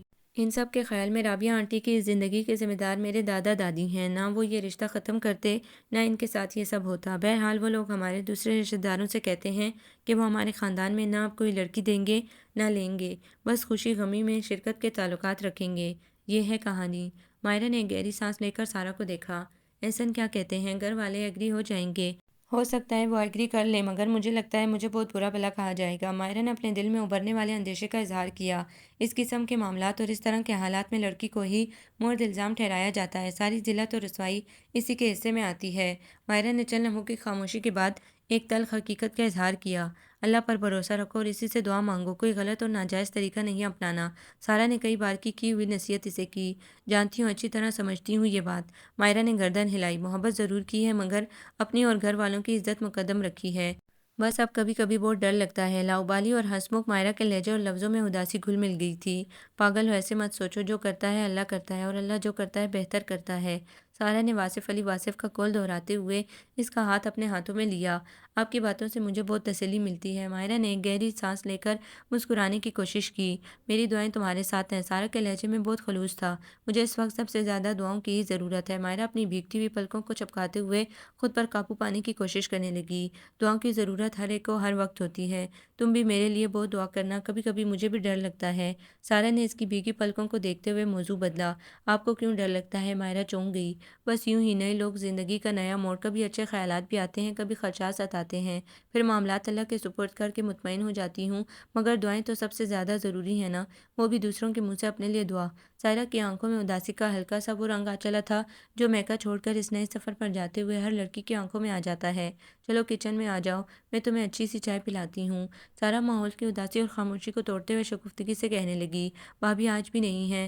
مائرہ کچن میں اسٹول پر ٹک گئی۔ کل ہی تو گئی ہیں۔ سارا نے ہمیشہ کی طرح ان کی طرفداری کی۔ آپ تو پتہ نہیں سسرال میں کیا کریں گی؟ مائرہ نے افسوس میں سر ہلایا۔ کیوں؟ سارا نے دودھ پتی چائے بنانے کے لیے دودھ چولہے پر رکھا۔ آج کل کے دور میں اتنی سادگی اور خلوص اچھا نہیں ہوتا، لوگ بنا ڈکار لیے کھا جاتے ہیں۔ مائرہ نے نصیحت کی۔ دور کوئی بھی ہو، اچھائی اچھائی ہوتی ہے، برائی برائی، ان کے نتائج ہر دور میں وہی ہیں۔ بھلائی کا نتیجہ اچھا ہوگا، برائی کے نتائج برے ہوں گے۔ اب برے لوگوں کے ساتھ ہم تھوڑی برے بن سکتے ہیں۔ کباب کھاؤ گی؟ نکالوں؟ سارا نے اپنی بات ختم کرتے ہوئے اس سے پوچھا۔ نیکی اور پوچھ پوچھ۔ مائرہ کا جواب توقع کے عین مطابق تھا۔ انتظار کرنا پڑے گا، فریز ہیں، فرائی ہونے میں ٹائم لگے گا۔ سارا نے کباب فریزر سے نکالے۔ چائے بھی بن گئی۔ کباب وہ بھی آپ کے ہاتھوں کے؟ میں 1 گھنٹہ بھی انتظار کر سکتی ہوں، اور چائے کا کیا ہے؟ نکال دیں، چائے پی کر پھر کباب کھا لیں گے۔ ارے کوئی مجھ غریب کو بھی پوچھ لے۔ ابا تک چائے کی خوشبو پہنچ گئی تھی، کمرے سے پکارے۔ لا رہی ہوں ابا جی۔ یہ ناممکن تھا کہ سارا کسی بھی وقت کسی کے لیے بھی چائے بنائے اور ابا کے لیے نہ بنے۔ سارا نے جلدی جلدی کباب تلے، بسکٹ نکالے اور ابا اور امی دونوں کے لیے ٹرے اندر لے گئی۔ مائرہ وہیں کچن میں ہی ٹکی ہوئی تھی۔ چلو تم یہ کھاؤ پیو جتنا اور جیسے دل چاہے۔ سارا نے مائرہ کے سامنے کباب رکھے اور شام کے لیے سالن چڑھانے لگی۔ ویسے ایک بات ہے، مائرہ نے تیسرا کباب کھاتے ہوئے سارا کو مخاطب کیا، آپ اپنے ہسبینڈ کے دل تک ڈائریکٹ پہنچے نہ پہنچے، معدے کے ذریعے تو ضرور پہنچ جائیں گی۔ مائرہ نے پیشن گوئی کی۔ صرف ہسبینڈ کے دل تک اور باقی افراد؟ سارا نے مسکراتے ہوئے سوال کیا۔ باقی کون؟ سسرالی اگر بازوق ہوئے تو ان کے دل تک بھی ضرور پہنچ ہی جائیں گے۔ مائرہ نے چند لمحوں کے توقف کے بعد کہا۔ بازوق کیا مطلب بھئی؟ مطلب یہ ہے کہ بہو کے معاملے میں اکثر سسرال والے بڑے بدذوق ہوتے ہیں۔ انہیں بہو کے ہر کام ہر چیز میں کچھ نہ کچھ خامیاں نظر آ ہی جاتی ہیں۔ بھئی ہم بھی کسی کے سسرال والے ہیں، مگر ہم تو ایسا نہیں کرتے۔ سارا نے دہی فریج سے نکالا۔ آپ لوگوں کی کیا بات ہے، اللہ ایسی نند اور ایسی سسرال ہر ایک کو دے۔ اب آپ جیسے لوگ تو آج کل نایاب ہیں، ہر ایک کو اپنے جیسا نہ سمجھ لیجیے گا۔ مائرہ کی نصیحتیں ابھی ختم نہیں ہوئی تھیں۔ اچھا بڑی بھی، آپ کی تمام نصیحتیں یاد رکھوں گی۔ سارا مسکرا دی۔ اچھا ہے، فائدے میں رہیں گی۔ مائرہ نے چوتھا اور آخری کباب بھی ختم کیا اور چمکتی آنکھوں سے سارا کی طرف دیکھا۔ بہت شکریہ بھئی، اللہ آپ کے رزق میں اور برکت اور آپ کے ہاتھ میں اور لذت دے، آمین آمین۔ سارا نے بھی اس کی دعا کے جواب میں دہرایا۔ بی بی ہم لوگ انگنائی اور باورچی خانے میں چپلیں پہن کر نہیں پھرتے، کسی اور کو دیکھا تم نے چپلیں پہنے ہوئے، سب یوں ہی ننگے پاؤں رہتے ہیں۔ ولیمے کا آج تیسرا دن تھا جب سارا کو آپا نے ٹوکا۔ اوہ سوری۔ سارا نے بکھلا کر چپلیں اتار کر وہیں ایک طرف رکھ دیں۔ صحیح رخ سے رکھو اپنی چپلیں، انہوں نے ایک بار پھر ٹوکا۔ کیا مطلب صحیح رخ؟ سارا کی آنکھوں میں الجھن تیر گئی۔ لو تمہیں یہ نہیں معلوم کہ چپل کا رخ کعبے کی طرف نہیں ہونا چاہیے، اسے کعبے کے رخ سے ہٹاؤ۔ آپا کا لہجہ عام بات چیت میں بھی خاصا تیکھا ہی تھا۔ جی۔ سارا نے خاموشی سے ان کی ہدایت پر عمل کیا۔ تمہارے ہاں کیا جوتے یوں ہی رکھ دیے جاتے ہیں؟ بھئی کعبے کی طرف جوتے رکھنا تو بڑا سخت گناہ ہے۔ انہوں نے سارا سے سوال کرتے ہوئے فتویٰ بھی جھاڑ دیا۔ سارا کی سمجھ میں نہیں آ رہا تھا کہ ان سے کیا کہے۔ کوئی اور ہوتا تو وہ یہی جواب دیتی کہ انسان کا اپنا رخ اللہ کی طرف ہونا چاہیے، باقی یہ سب فروعات ہیں۔ مگر ان خاتون سے رشتہ بڑا نازک تھا۔ کہنے کو نند تھی، مگر چونکہ سارا کے شوہر کو اپنے بچوں کے ساتھ بچوں کی طرح ہی پالا تھا، اس لیے ایک طرح سے اس کی ساس ہی تھی۔ اور پھر شوہر صاحب نے پہلی ہی رات بہت اچھی طرح سے سمجھا دیا تھا۔ دیکھو سارا آپا کے مزاج میں ذرا سختی ہے اور وہ کسی سے بھی لگی لپٹی نہیں رکھتی، منہ پہ بات کہہ دیتی ہیں، ان کی باتوں کا برا مت ماننا، ویسے وہ دل کی بہت اچھی ہیں۔ یہ بات بولتے بولتے آخر میں مسکرا دیا۔ کالج سے 2 ہفتے کی چھٹیاں لی تھیں، 1 ہفتہ تو گزر ہی چکا تھا، اب اگلے پیر سے اسے کالج جانا تھا۔ سارا اپنے کاٹن کے سوٹ ایک جگہ کر کے رکھ رہی تھی۔ پری کے سوٹ اچھے تھے مگر سب پارٹی ویئر تھے، کڑھائی اور چمک دمک کے۔ سارا کو ویسے بھی بھڑکیلے اور شوق لباس کچھ زیادہ پسند نہیں تھے، اور پھر کالج میں تو اس قسم کے ملبوسات کا سوال ہی نہیں پیدا ہوتا تھا۔ اچھا ہوا کہ میں نے زیادہ بھاری بھاری کپڑے نہیں بنائے، ایک آدھ بار ہی پہنے جاتے ہیں پھر رکھ دیتے ہیں۔ سارا نے وارڈروب کے دروازہ بند کرتے ہوئے سوچا، کیا کر رہی ہیں؟ نائلہ اندر آ کر بیڈ پر بیٹھ گئی۔ وہ عباد کی سب سے چھوٹی بھانجی تھی، فرسٹ ایئر کی اسٹوڈنٹ، باتونی اور شوخ مزاج، اپنے کاٹن کے سوٹ ایک جگہ کر کے رکھ رہی تھی۔ اب اگلے ہفتے سے کالج جانا ہے نا؟ سارا نے بولتے بولتے وارڈروب کا دوسرا خانہ کھول لیا اور کپڑے اور دوسری چیزیں ٹھیک سے رکھنے لگی۔ ابھی تک اس کی الماری ٹھیک سے سیٹ نہیں ہوئی تھی، کچھ چیزیں یہاں کچھ چیزیں وہاں۔ ایک بات پوچھوں، برا تو نہیں مانیں گی؟ نائلہ نے اسے مخاطب کیا۔ ہاں ہاں بولو، سارہ نے خوش دلی سے جواب دیا۔ آپ نے اپنے سوٹ پیک کیوں نہیں کیے؟ وہ پوچھنے لگی۔ سارہ نے زیادہ سوٹ نہیں بتائے تھے، بس کاٹن کے 10-12 جوڑے بنائے تھے اور 2-3 سوٹ ذرا مہنگے والے بنائے تھے۔ کپڑے بے شک بہت زیادہ بڑکدار نہیں تھے، مگر نفیس اور اعلیٰ کوالٹی کے تھے۔ سارہ نے اپنے جوڑے روایتی انداز میں پیک کرنے یا کروانے کے بجائے انہیں ہینگ کر کے یوں ہی پلاسٹک کی بڑی تھیلیوں میں لٹکا لیا تھا۔ نائلہ اسی کے متعلق سوال کر رہی تھی۔ ارے بھائی، بعد میں تو سب کھلنے ہی ہوتے ہیں، اتنی اتنی پنیں نکالو، ویسے بھی کیا فرق پڑتا ہے؟ سارہ سادگی سے کہنے لگی۔ پھر بھی لوگ دیکھتے ہیں نا، آپ کی طرف کسی نے کوئی اعتراض نہیں کیا جب آپ نے اپنا جہیز دکھایا ہوگا؟ نائلہ نے پھر سوال کیا۔ نہیں، اعتراض تو کسی نے نہیں کیا، دراصل ہمارے ہاں جہیز وغیرہ نہیں دکھایا جاتا، بس خاندان کے جو افراد گھر آتے ہیں شادی کے دنوں میں انہیں جولی اور کپڑے وغیرہ دکھا دیتے ہیں، باقی فرنیچر اور دوسری چیزیں تو بازار سے وقت کے وقت خریدی جاتی ہیں۔ سارہ نے تھوڑی تفصیل سے اسے بتایا۔ اچھا، ہمارے ہاں تو پورا جہیز سجایا جاتا ہے اور دکھایا جاتا ہے۔ مایوں والے دن اتنا بڑا ٹینٹ مایوں کا نہیں ہوتا جتنا بڑا جہیز کا ہوتا ہے۔ آپ کے جہیز کو بھی ہم نے سب سجا کر مووی بنوائی تھی، نائلہ نے ایک اور انکشاف کیا۔ اچھا، تب یہاں ساری سجاوٹ نظر آ رہی ہے؟ سارہ نے مسکراہٹ دبائی۔ اس کے ڈنر سیٹ، واٹر سیٹ اور دوسری کراکری ساری ایک ایک کر کے ڈائیورٹر میں سجی ہوئی تھی، اور باقی جو الیکٹرانک اور دوسری چھوٹی موٹی اشیاء تھی وہ سبھی کمرے میں الماری کے اوپر یا ادھر ادھر اس طرح سجائی تھی کہ ہر شے دیکھنے والوں کو نظر آئے۔ پہلی بار اپنا کمرہ دیکھ کر سارہ کو بہت ہنسی آئی تھی۔ بیڈ روم سے زیادہ وہ کوئی دکان لگ رہا تھا۔ آپ نے اتنے کم سوٹ کیوں بنائے؟ بس اتنے ٹھیک ہے، فیشن بدلتے رہتے ہیں اور زیادہ تر سوٹ یوں ہی پیک پڑے رہتے ہیں۔ میں نے بس اتنے بنائے ہیں کہ چند مہینوں میں پہن لوں، بعد میں پھر اور بنا لیں گے۔ سارہ الماری کی چیزیں ٹھیک کر کے رکھتی جا رہی تھی۔ آپ کے کپڑوں میں سویٹر نہیں ہے نا، اور شال بھی نہیں تھی؟ نائلہ کے سوالات ختم نہیں ہو رہے تھے۔ کراچی میں سردی کہاں پڑتی ہے جو سویٹر اور شال کی ضرورت پڑے؟ ویسے میں یہ دونوں چیزیں استعمال نہیں کرتی، اس لیے خریدے ہی نہیں۔ اب اگر ضرورت پڑی تو خرید لوں گی، سارہ نے رسان سے جواب دیا۔ ویسے اسے نائلہ کے سوالات پر حیرت ہو رہی تھی۔ وہ تصور بھی نہیں کر سکتی تھی کہ اپنی بھابھی سے اس طرح کی باتیں کر سکتی ہے۔ دنیا میں ہر قسم کے، ہر مزاج کے لوگ ہیں، ضروری نہیں ہر شخص ہر معاملے میں ہمارا ہم خیال ہو۔ سارہ نے اپنی حیرانی پر قابو پاتے ہوئے سوچا۔ جیسے جیسے دن گزرتے جا رہے تھے اسے آہستہ آہستہ اندازہ ہو رہا تھا کہ یہ لوگ اور اس گھر کا ماحول، ان کے مزاج، خصلت اور طور طریقے یکسر مختلف تھے ان سب سے جو وہ اپنے گھر چھوڑ کر آئی تھی۔ تھوڑا بہت فرق اور تبدیلی شاید ہر جگہ ہی ہوتی ہے، مگر یہاں کا ماحول اور لوگوں کے مزاج سارہ کے ماحول اور مزاج سے اتنا ہی مختلف تھے جتنا کہ مشرق اور مغرب یا زمین اور آسمان۔ بے حد صبر اور برداشت والی سارہ بھی چند ہی دنوں میں بے حد گھبرا گئی تھی۔ صبح فجر کی نماز پڑھ کر وہ عباد کے بہنوئی سعید احد کا ناشتہ تیار کر کے لگاتی۔ عباد کی دیکھا دیکھی وہ بھی انہیں بھائی صاحب ہی کہتی تھی۔ وہ صبح 6:45 تک لازمی نکل جاتے۔ ان کے جاتے ہی عباد اٹھ جاتا۔ جب تک وہ نہا دھو کر تیار ہوتا سارہ اس کا اور اپنا ناشتہ بنا لیتی۔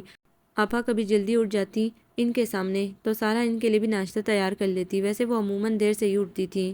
کالج جانے کے ابتدائی 1-2 دنوں میں عباد نے اسے پک کر لیا تھا، حالانکہ دونوں کے روٹ الگ الگ تھے، مگر سارہ کا کالج بہت زیادہ دور بھی نہیں تھا۔ بائک پر وہ 15 منٹ میں پہنچ جاتی۔ ہاں، بس یہ تھا کہ عباد کو پھر اس کی وجہ سے 15 منٹ پہلے نکلنا پڑتا۔ آپا کو علم ہوا تو انہوں نے واویلا مچا دیا۔ ارے بھائی، تم بس سے ہی چلی جایا کرو، آخر پہلے بھی تو جاتی تھی، اب تمہاری وجہ سے ناحق بچے کو 15 منٹ پہلے نیند سے جاگنا پڑتا ہے، پھر الٹے الٹے چکر لگانا۔ اب وہ سارا دن نوکری کر کے آتا ہے، رات کو نیند بھی پوری نہ ہو، آرام بھی نہ ملے ٹھیک سے، تمہارے اس کالج کے چکر میں۔ بی بی، تم اس کی تو جان بخشو، اپنا کوئی اور انتظام کرو۔ سڑکوں پر اتنی بسیں اور ویگنیں آخر کس لیے چل رہی ہیں؟ انہوں نے سارہ کو یوں شرمندہ کر دیا جیسے عباد اس کے لیے 15 منٹ کی نہیں بلکہ 15 گھنٹوں کی قربانی دے رہا ہو۔ اور کیا مومانی، آپ بس سے ہی چلی جایا کریں نا، بلا وجہ میں بیچارے ماموں کو تکلیف ہوتی ہے۔ میں کیا، آئی ہوئی شادی شدہ نازش بھی بول پڑی۔ سارہ کو اس کا اس طرح بیچ میں بولنا برا تو لگا، مگر وہ خاموشی سے برداشت کر گئی۔ اتنا تو اسے اندازہ ہو گیا تھا کہ آپا اور نازش دونوں ایک ہی سکے کے دو رخ ہیں، وہی مزاج، وہی عادتیں، وہی خصلت، وہی باتیں۔ دونوں ماں بیٹیوں میں بہت کچھ مشترک تھا۔ سب سے بڑی ہما اور چھوٹی نائلہ دونوں سے کچھ الگ تھیں۔ ان میں مروت اور لحاظ تھا، نرم خوئی تھی اور خوش اخلاقی بھی۔ آپا اور نازش کی باتیں سن کر عباد کے سیانہ ہو کر مسکرا دیا۔ کوئی بات نہیں آپا، 15 منٹ سے کیا فرق پڑتا ہے؟ اس نے اپنی بیوی کی اخلاقی مدد کرنے کی کوشش کی۔ اے لو، کیوں نہیں فرق پڑتا؟ 15 منٹ کیا، 1 منٹ بھی بہت ہوتا ہے کچھ سے کچھ ہونے کے لیے۔ دنیا ادھر سے ادھر ہو جاتی ہے سیکنڈوں میں، اور تم کہتے ہو کہ کیا فرق پڑتا ہے؟ آج کل حالات ویسے ہی خراب ہیں، سڑکوں پر ٹریفک، اللہ خدا نخواستہ اس آنے جانے میں کسی دن کچھ ہو گیا تو کون ذمہ دار ہوگا؟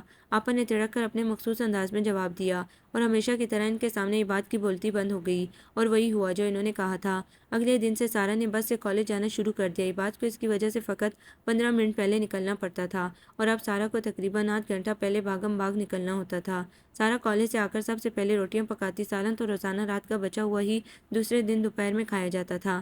روٹی پکانے کے بعد وہ نماز پڑھ کر کھانا کھاتی اور پھر تھوڑی دیر آرام کی غرض سے لیٹ جاتی، اس لیے کہ رات کا پورا کھانا اسی کی ذمہ داری تھا، جس کے لیے شام 5 بجے سے تیاری شروع ہو جاتی اور کھانا پکانے میں اتنا وقت نہیں لگتا تھا مگر وقت ضائع بہت ہوتا تھا۔ کھانا پکانے کا ہر مرحلہ آپا سے پوچھ پوچھ کر طے کرنا ہوتا تھا۔ دال، سبزی، گوشت، قیمہ یا کوئی اور شے کتنی تعداد میں لینی ہے یہ آپا بتاتی، پیاز، ٹماٹر یا دہی، ہری مرچیں یا دوسرے مرچ مسالے وہ ایک شے پہلے آپا کو دکھاتی پھر پکاتی۔ پھر ان کے پکانے کا طریقہ سارا کے گھر والوں سے کافی مختلف تھا۔ سارا جو کام اپنے گھر 1 گھنٹے میں نپٹا لیتی تھی، یہاں اسی کام میں 2-2.5 گھنٹے لگ جاتے۔ سارا کو ایڈجسٹ کرنے میں بہت مشکل پیش آ رہی تھی اور کیوں نہ ہوتی، اس نے اپنے گھر میں ہر بڑا چھوٹا، اہم یا غیر اہم، ہر کام اپنی مرضی سے کیا تھا۔ ابا امی کی طرف سے اسے فری ہینڈ ملا ہوا تھا، پھر گھر والوں کی طرف سے اسے محبت ہی نہیں بلکہ اعتبار اور اعتماد بھی بہت ملا تھا، اور یہ بھی حقیقت تھی کہ اس نے کبھی اس اعتبار کا نہ تو ناجائز فائدہ اٹھایا نہ ہی اسے ٹھیس پہنچائی۔ لیکن شادی کے کچھ ہی دنوں بعد اسے یوں محسوس ہونے لگا تھا کہ جیسے اس کی شخصیت بالکل صفر ہے، وہ کوئی جیتی جاگتی انسان نہیں بلکہ ایک کٹھ پتلی ہے جس کی ڈور گھر کا ہر فرد اپنی مرضی کے مطابق چلانا چاہتا ہے۔ سارا بے حد گھبرائی تھی، شوہر پرخلوص تھا، محبت کرنے والا تھا، مگر اتنا اندازہ تو سارا کو ہو گیا تھا کہ یہ بات کسی بھی معاملے میں نہ تو خود مختار ہے نہ ہی اپنی مرضی سے کوئی قدم اٹھانے کا مجاز۔ یہ اس کی کمزوری تھی یا حد سے زیادہ بڑھی ہوئی فرمانبرداری اور تابعداری؟ کہیں باہر چلیں؟ شادی کے شروع دنوں میں اس نے ایک شام یوں ہی بات سے کہا۔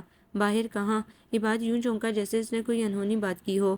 ارے بھائی کہیں بھی زیادہ دور نہیں، کسی قریبی پارک میں ہی لے چلیں۔ سارا نے مسکرا کر اسے دیکھا۔ ابھی تو کیا اگلے سال؟ میرا مطلب ہے کہ کیوں اچانک؟ آپا کیا کہیں گی؟ انہیں پہلے سے بتایا نہیں؟ بات گڑبڑا گیا تو انہیں بتا دیں کہ ابھی پروگرام بنا ہے، اس میں ایسی کیا بات ہے؟ سارا نے نہ سمجھنے والے انداز میں شوہر کو دیکھا۔ بات ہے نا، ایک تو وہ اس پر اعتراض کریں گی کہ کہیں جانا ہے تو انہیں 1-2 دن پہلے کیوں نہیں بتایا؟ پھر میں کبھی نازش وغیرہ کو تو کہیں گھمانے نہیں لے گیا، اب تمہیں لے کر جاؤں گا تو سب یہی کہیں گے کہ بیوی کے آتے ہی میں بدل گیا۔ عباد نے ہچکچاتے ہوئے نہ جانے کا جواز پیش کیا۔ یہ تو عجیب منطق ہے، کوئی بھلا ایسا کیوں سوچے گا؟ شادی کے بعد تو میاں بیوی کہیں نہ کہیں جاتے ہی ہیں، یہ کوئی انوکھی بات تو نہیں؟ سارا نے حیرانی سے کہا۔ ہمارے گھر والوں کے لیے یہ انوکھی بات ہی ہے۔ عباد کی سیانی ہنس دیا۔ اچھا چلو، میں ابھی تو نہیں مگر کسی روز تمہیں کہیں باہر لے چلوں گا، پرومس۔ عباد نے اس کا ہاتھ پیار سے تھاما۔ بہلائیں مت۔ سارا کے لبوں پہ پھیکی سی مسکراہٹ آ گئی۔ پتہ ہے میں نے بہت پکنکیں منائی ہیں، تقریباً ہر پکنک پوائنٹ اور ساحل دیکھا ہوا ہے، مگر آپ کے ساتھ کہیں جانے کی بات الگ ہوگی، چاہے وہ جگہ میری دیکھی ہوئی ہو یا کوئی عام سا پارک ہی کیوں نہ ہو۔ آپ کے ساتھ کچھ انوکھا پن ہوگا، ہے نا لڑکی؟ ایک تو تم خوابوں کی دنیا میں بہت رہتی ہو۔ عباد نے مسکراتے ہوئے اس کی لٹ کھینچی۔ خواب دیکھنا یا ان میں رہنا کوئی بری بات ہے کیا؟ سارا پر نئی نئی شادی اور خوبصورت خوابوں کا خمار طاری تھا۔ یہاں خوابوں کی کوئی گنجائش نہیں ہے۔ عباد نے سارا کو دیکھتے ہوئے دل ہی دل میں سوچا، دیکھو تمہارے اور ہمارے ماحول میں کافی فرق ہے، ہو سکتا ہے تمہیں یہاں کا ماحول اور لوگوں کو سمجھنے میں کافی ٹائم لگے۔ عباد نے دبے لفظوں میں اسے سمجھانے کی کوشش کی تھی۔ ہاں یہ تو ایک نارمل بات ہے، شادی کے بعد زندگی ایک دم بدل جاتی ہے، نیا گھر، نیا ماحول، نئے لوگ، ایڈجسٹ ہونے میں کچھ وقت تو لگتا ہے نا۔ سارا نے اس کی بات کی گہرائی میں جائے بغیر سادگی سے کہا۔ تو میرا مطلب نہیں سمجھی، اس گھر کے لوگ روایتی سسرال والے ثابت ہوں گے تمہارے لیے؟ عباد نے فکرہ ادھورا چھوڑ کر آدھی بات اپنے دل میں کہی۔ بات پوری کریں، اس گھر کے لوگ کیا؟ سارا نے سوالیہ انداز اختیار کیا۔ یہاں کے لوگ تم سے بہت مختلف ہیں۔ عباد نے پھر ڈھکے چھپے لفظوں میں اسے سمجھانے کی کوشش کی۔ ظاہر ہے بھائی، ہر انسان دوسرے انسان سے مختلف ہی ہوتا ہے، سارا نے فلسفیانہ لہجے میں کہا۔ اب تم فلسفہ بولنے لگی جس کی یہاں قطعاً گنجائش نہیں ہے۔ عباد سنجیدگی سے گویا ہوا۔ محبت کی تو ہے نا؟ سارا کا انداز شرارتی ہو گیا تھا۔ بالکل ہے۔ سارا کا شرارتی انداز عباد کی آنکھوں میں اتر آیا۔ امی آپ نے جو پناونی کا سوٹ میری ساس کو دیا تھا نا، وہ تو انہوں نے میری نند کے جہیز کے لیے رکھ لیا، کہہ رہی تھی اتنا اچھا سوٹ میں بنا کر کیا کروں گی، راجیہ کے جہیز میں کام آئے گا۔ نازش اپنی بیٹی کے کپڑے بدلوا رہی تھی اور عادت کے مطابق زور زور سے باتیں کر رہی تھی۔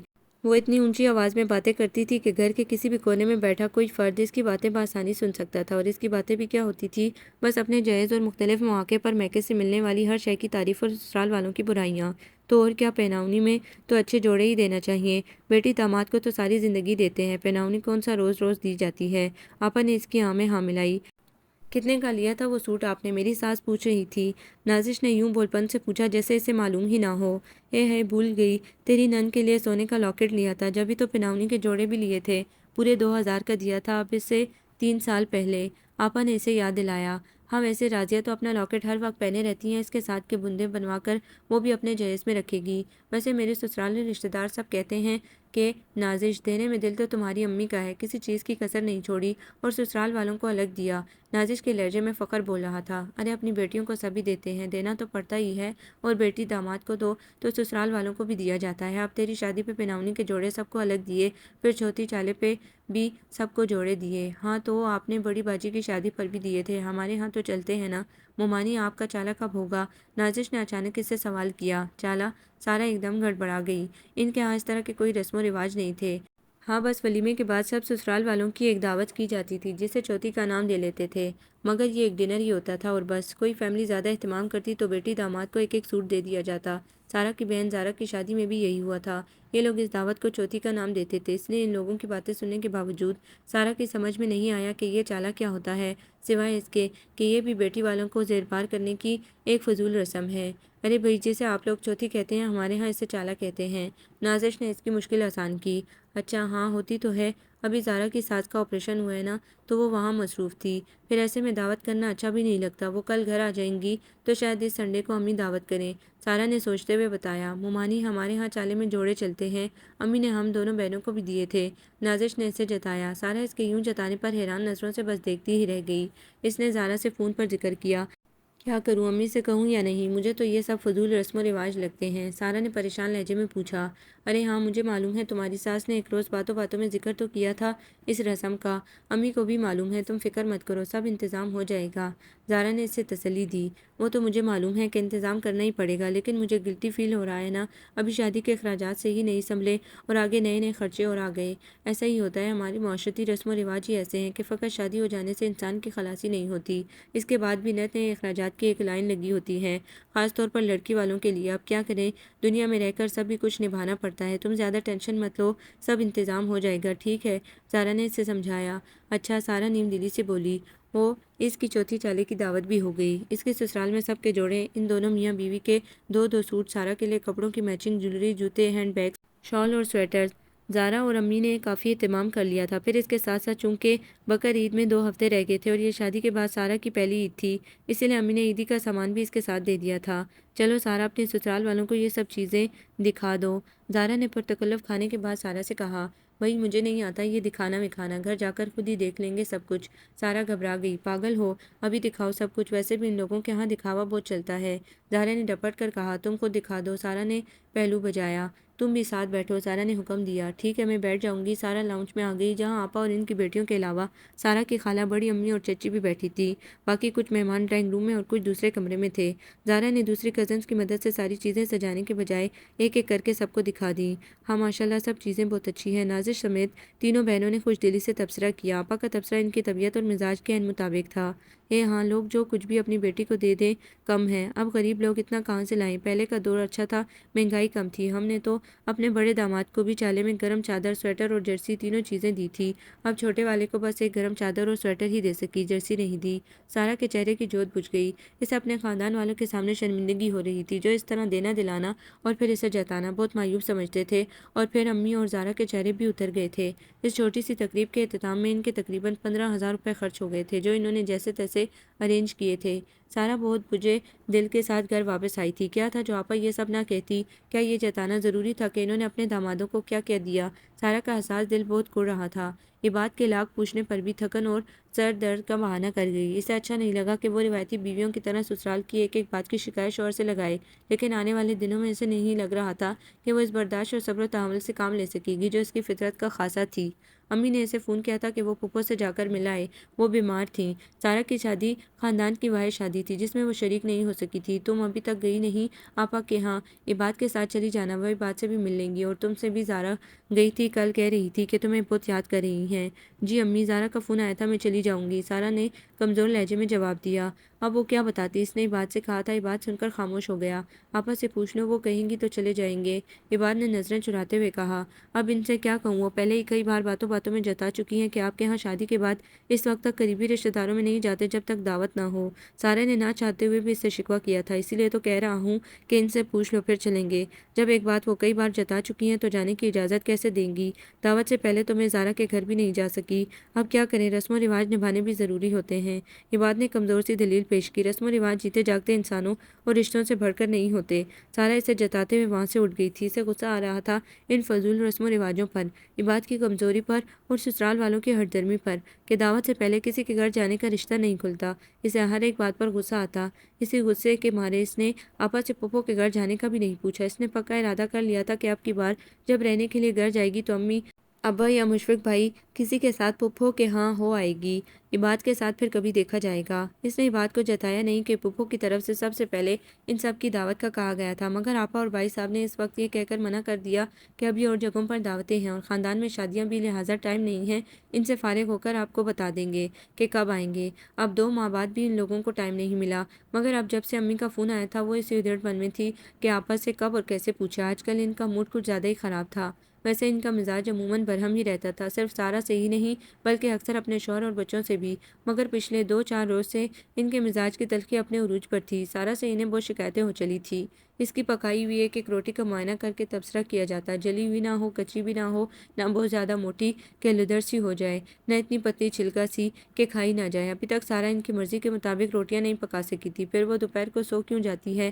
آخر کتنی عورتیں ہیں جو نوکریاں بھی کرتی ہیں، گھر شوہر اور بچے بھی سنبھالتی ہیں۔ آخر سارا میں ایسے کون سے سرخاب کے پر لگے ہیں جو اسے آرام اور نیند کے لیے رات کافی نہیں، دن میں بھی 1-2 گھنٹے چاہیے۔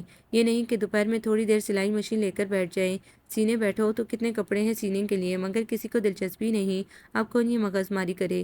وہ طنزیہ انداز اختیار کرتی تو ان کے ان جملوں میں کسی اور کون سے مراد یقیناً سارا ہی ہوتی تھی، اس لیے کہ شمائلہ کے لیے تو انہوں نے پہلے ہی اعلان کر رکھا تھا کہ اسے گریجویشن کرا کے پھر سلائی کڑھائی کے کورسز کروائیں گی۔ بھلا وہ بھی کوئی لڑکی ہے جس سے سلائی کڑھائی نہ آتی ہو؟ ہماری نازش تو ایسی ماہر ہے دونوں چیزوں میں، ایک سے ایک سلائی اور کڑھائی آتی ہے۔ اپنے جہیز کے کئی سوٹ اور بیڈ شیٹ اس نے خود کاڑھی تھی۔ بھئی جہیز تو تب ہی سجتا ہے جب لڑکی کے ہاتھ کا ہنر بھی اس میں شامل ہو۔ آپا نے یہ بات بھی اسے جتا دی تھی۔ ہاں تو انٹر کے بعد لڑکی کو گھر بٹھا لیا۔ انٹر کے 12-13 سال بعد شادی ہوئی تو اس عرصے میں وہ کیا کرتی؟ اپنے شوق کا سامان کیا، کسی دوسرے پہ کیا احسان ہے؟ اب ضروری ہے کہ دنیا کی ہر لڑکی کو سلائی کڑھائی سے دلچسپی ہو یا شوق ہو؟ سارا نے شدید خوف کے عالم میں سوچا۔ ویسے اسے خود پر بھی پشیمانی ہو رہی تھی کہ آخر اس نے بڑی سادگی اور بے تکلفی سے یہ بیان کیوں داغ دیا کہ اسے سلائی وغیرہ سے کوئی خاص دلچسپی نہیں ہے، بس یہ کہنا غضب ہو گیا۔ یہاں زبان سے نکلا ایک ایک حرف پکڑا جاتا تھا، پھر اس کا پوسٹ مارٹم بھی کیا جاتا تھا۔ اس کی اسی بات کو لے کر اس پر طنز کے تیر برسائے جا رہے تھے اور اپنی بیٹی کی شاندار اور سنہری مثالیں دی جا رہی تھیں، اور بھی نہ جانے کیا کیا شکایتیں اور باتیں وہ ڈھونڈ ڈھونڈ کر نکالتی کہ سارا کو ذہنی اذیت کے ساتھ حیرت بھی ہوتی کہ ایک انسان بے رحمی کی حد تک بے مروت اور بدلحاظ کیسے ہو سکتا ہے۔ انہیں یہ شکایت بھی تھی کہ بارات کے دن کسی نے ڈھنگ سے کھانے کو نہیں پوچھا، ٹھیک سے کھانا انہوں نے گھر آ کر کھایا۔ سارا روزانہ اسی فکر میں تھی کہ ان کا موڈ کبھی خوشگوار ہو تو وہ پھپھو کے گھر جانے کی بات چھیڑے۔ اس گھر میں بہت چھوٹی چھوٹی اور معمولی معمولی باتوں پر بھی بلا وجہ جھگڑے اور باتیں شروع ہو جاتی تھیں۔ شادی کے شروع دنوں میں اس نے عباد سے زارا کے گھر چلنے کو کہا۔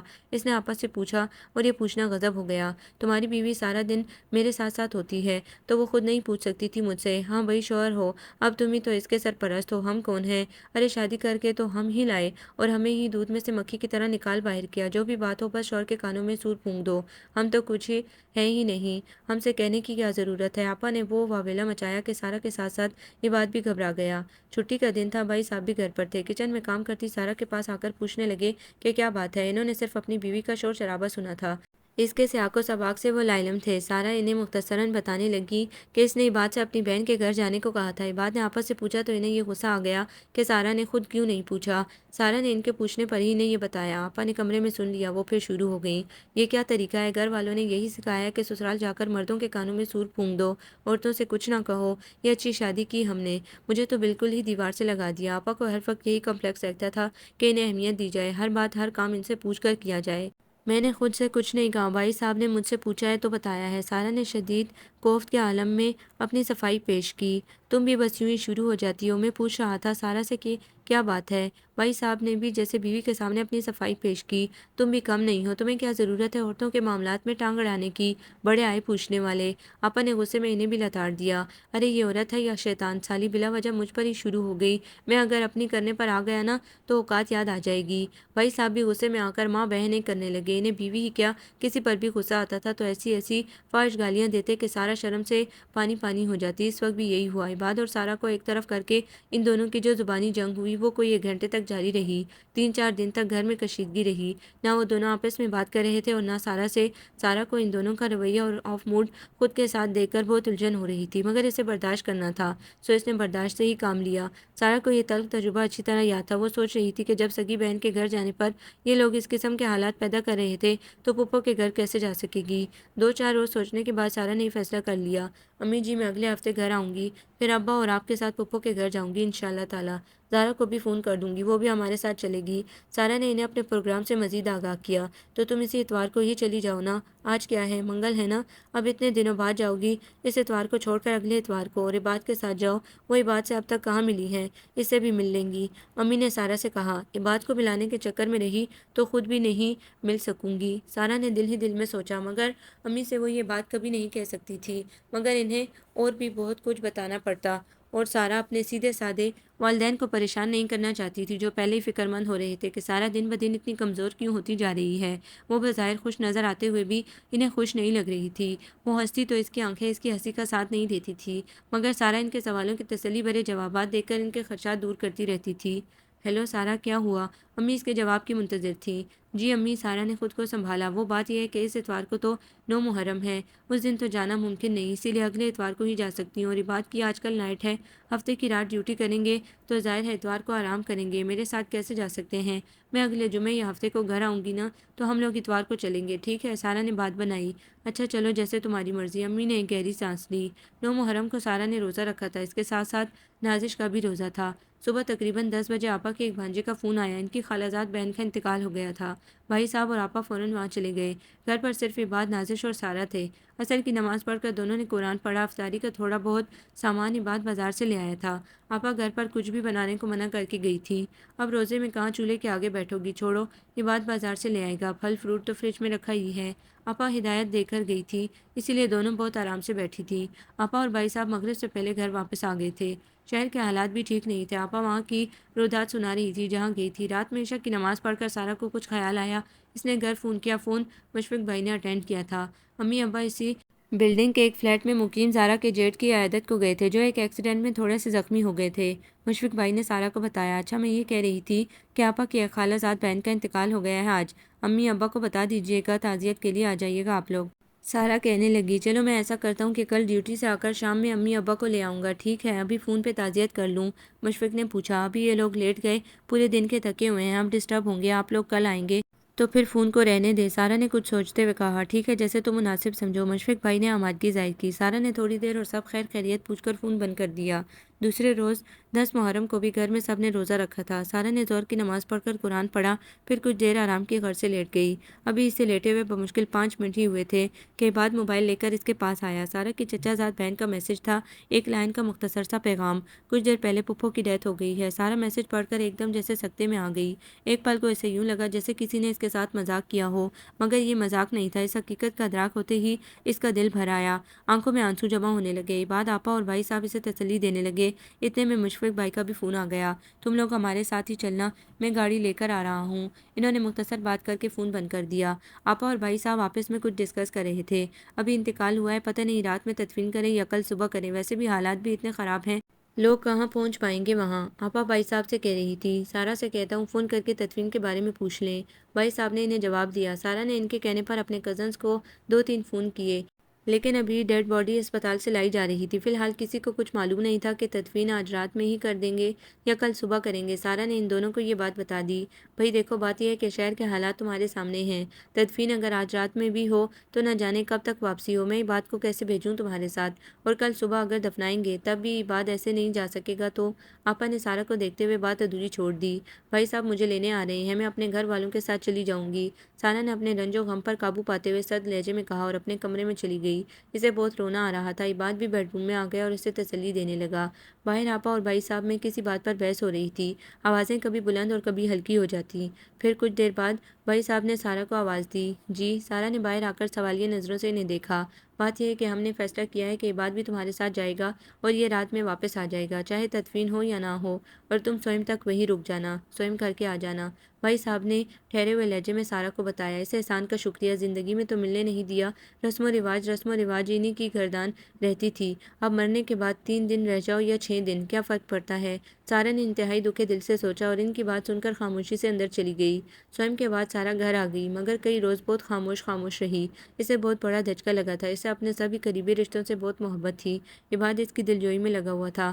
عباد، ایک بات کہوں، آپ برا مت مانیے گا، مگر مجھے ساری زندگی اس بات کا افسوس رہے گا کہ میں اپنی شادی کے 3 ماہ بعد تک بھی اپنی پھپھو سے ملنے نہیں جا سکی، جبکہ اپنی بیماری کے سبب وہ میری شادی میں شریک نہیں ہو سکی تھی۔ مگر آپ کے رسم و رواج کیسے ہیں کہ زندہ لوگوں سے نہیں مل سکتے؟ ہاں، مرنے کے بعد چہرہ دیکھنے جا سکتے ہیں، زندگی میں ان سے ملاقات کے لیے 3 گھنٹے نہیں دے سکتے آپ لوگ، اور مرنے کے بعد 3 دن کے لیے بھیج دیا۔ کیا رسم و رواج انسانوں اور رشتوں سے زیادہ اہم ہوتے ہیں؟ بولتے بولتے سارا کی آنکھوں میں آنسو آ گئے۔ عباد، جو پہلے اس کی باتیں سن کر شرمندہ ہو رہا تھا، اس کے آنسو دیکھ کر مزید پریشان ہو گیا۔ اب کیا کریں، ہمارے گھر والے بھی فضول رسموں کو اپنے سینے سے لگائے بیٹھے ہیں۔ پھر یہ بھی نہیں معلوم تھا کہ پھپھو کا یوں اچانک انتقال ہو جائے گا، عباد نے شرمندہ لہجے میں کہا۔ سارا نے ایک نظر اسے دیکھ کر خاموشی سے نظریں جھکا لیں۔ ایک بے بس، کمزور اور بے اختیار انسان کو وہ اور شرمندہ کیا کرتی؟ سارا، ایک بات کہوں، تمہارے سسرال والے تو بہت ہی عجیب ہیں۔ تمہاری پھپھو کا انتقال ہوا تھا، عباد کے سوا کسی نے جھوٹے منہ بھی تعزیت نہیں کی، گھر آنا تو درکنار، فون کرنے کی بھی زحمت نہیں کی۔ کیا تھا جو 5-10 منٹ فون پر ہی تمہارے ابا سے تعزیت کر لیتے؟ سارا گھر آئی تو امی اس سے شکوہ کیے بنا نہ رہ سکی۔ بات یہ ہے کہ امی، پھپھو کے انتقال سے 1 روز پہلے آپا کی بھی خالہ زاد کا انتقال ہوا تھا۔ میں نے مشفق بھائی کو بتایا تھا اور وہ دوسرے دن آپ لوگوں کو ہمارے گھر لے کر آتے تعزیت کے لیے، مگر دوسرے روز پھپھو کا انتقال ہو گیا۔ تو جب میں سوئم سے گھر واپس آئی تو آپا نے باتوں باتوں میں مجھے جتا دیا تھا کہ آج کل عدلے کا بدلہ ہے، ان کی بہن کے انتقال پر بھی کسی نے ان سے تعزیت نہیں کی تو انہوں نے بھی نہیں کی۔ سارا نے بغیر کسی لگی لپٹی کے ان کو اصل بات بتا دی۔ یہ تو بہت ہی عجیب لوگ ہیں۔ امی حیرانی سے اپنی بیٹی کو دیکھنے لگی۔ خوشی اور غم کے معاملات میں تو کیا، یہ لوگ تو کسی بھی معاملے میں کسی سے ایسا رویہ اختیار نہیں کر سکتے تھے۔ چھوڑیں امی، وہ ہماری توقع اور سوچ سے بھی زیادہ عجیب و غریب ہیں۔ سارا نے آج پہلی بار سسرال والوں کے متعلق اتنی بات منہ سے نکالی تھی۔ اپنی پھپھو کے معاملے پر اس کا دل بہت دکھا ہوا تھا۔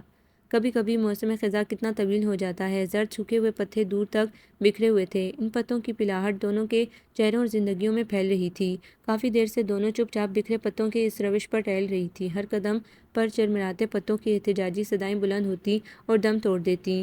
کہیں بیٹھ جائیں، تھکن ہو رہی ہے اب۔ مائرہ نے سوالیہ نظروں سے سارا کی جانب دیکھا۔ چلو، سارا چند قدم پر نصب بینچ کی طرف چلی اور بیٹھ گئی۔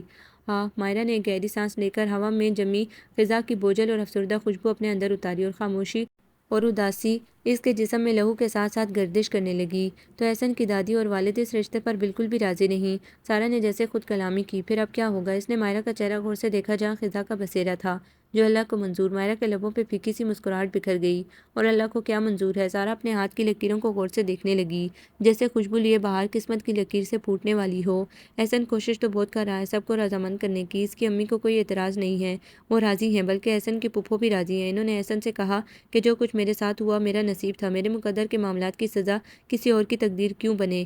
مائرہ دھیرے دھیرے سارا کو بتا رہی تھی۔ آج کتنے دنوں بعد دونوں کو موقع ملا تھا اپنے دل کی بات ایک دوسرے سے شیئر کرنے کا۔ سارا 2-3 روز کے لیے میکے آئی تھی۔ آج شام میں مائرہ کے ساتھ قریبی پارک میں چلی آئی۔ خود اس کا اپنا دل بھی تو بہت بھرا ہوا تھا، کسی رازداں کی، کسی دوست کی ضرورت تھی۔ حالانکہ عباد میں یہ دونوں خوبیاں تھیں، مگر پھر بھی بہت سی باتیں اور معاملات ایسے تھے جو سارا شوہر سے نہیں کہنا چاہتی تھی۔ اسے شوہر کو بھڑکانا یا اس طرح بدظن کرنا اچھا نہیں لگتا تھا۔ کبھی کبھی وہ عباد کے آگے چھلک پڑتی تھی اور پھر اس کی شرمندگی دیکھ کر الٹا خود ہی شرمندہ ہو جاتی۔ تھوڑے حوصلے اور صبر سے کام لو، انشاءاللہ سب ٹھیک ہو جائے گا۔ عباد پیار سے کبھی اس کے بال، کبھی اسے سہلاتا اور اسے تسلی دیتا۔ سارا کبھی بیل جاتی، کبھی ایک آہ بھر کر خاموش ہو جاتی۔ کتنا صبر، کتنا حوصلہ! چند ماہ بعد میں ہی اس کے اعصاب بری طرح تھک گئے تھے، ذہن منتشر اور اپنا آپ جیسے خالی سا ہو گیا تھا۔ عباد اسے منانے کے لیے، اس کے ہونٹوں پر مسکراہٹوں کے پھول بکھیرنے کے لیے کوئی نہ کوئی جتن کرتا رہتا، اور کبھی وہ بھولے سے مسکرا دیتی یا ہنس پڑتی تو عباد کا چہرہ بھی کھل اٹھتا۔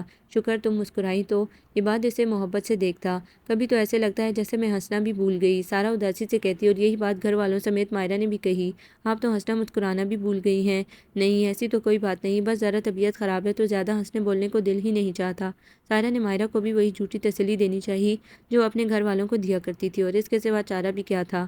دل کا بوجھ ان کے آگے ہلکا کرتی تو اس کے چہرے کی اور زندگی کی خزاں گھر والوں کے چہروں پر اتر آتی، لہٰذا اس نے خاموشی کو اپنا وتیرہ بنا لیا۔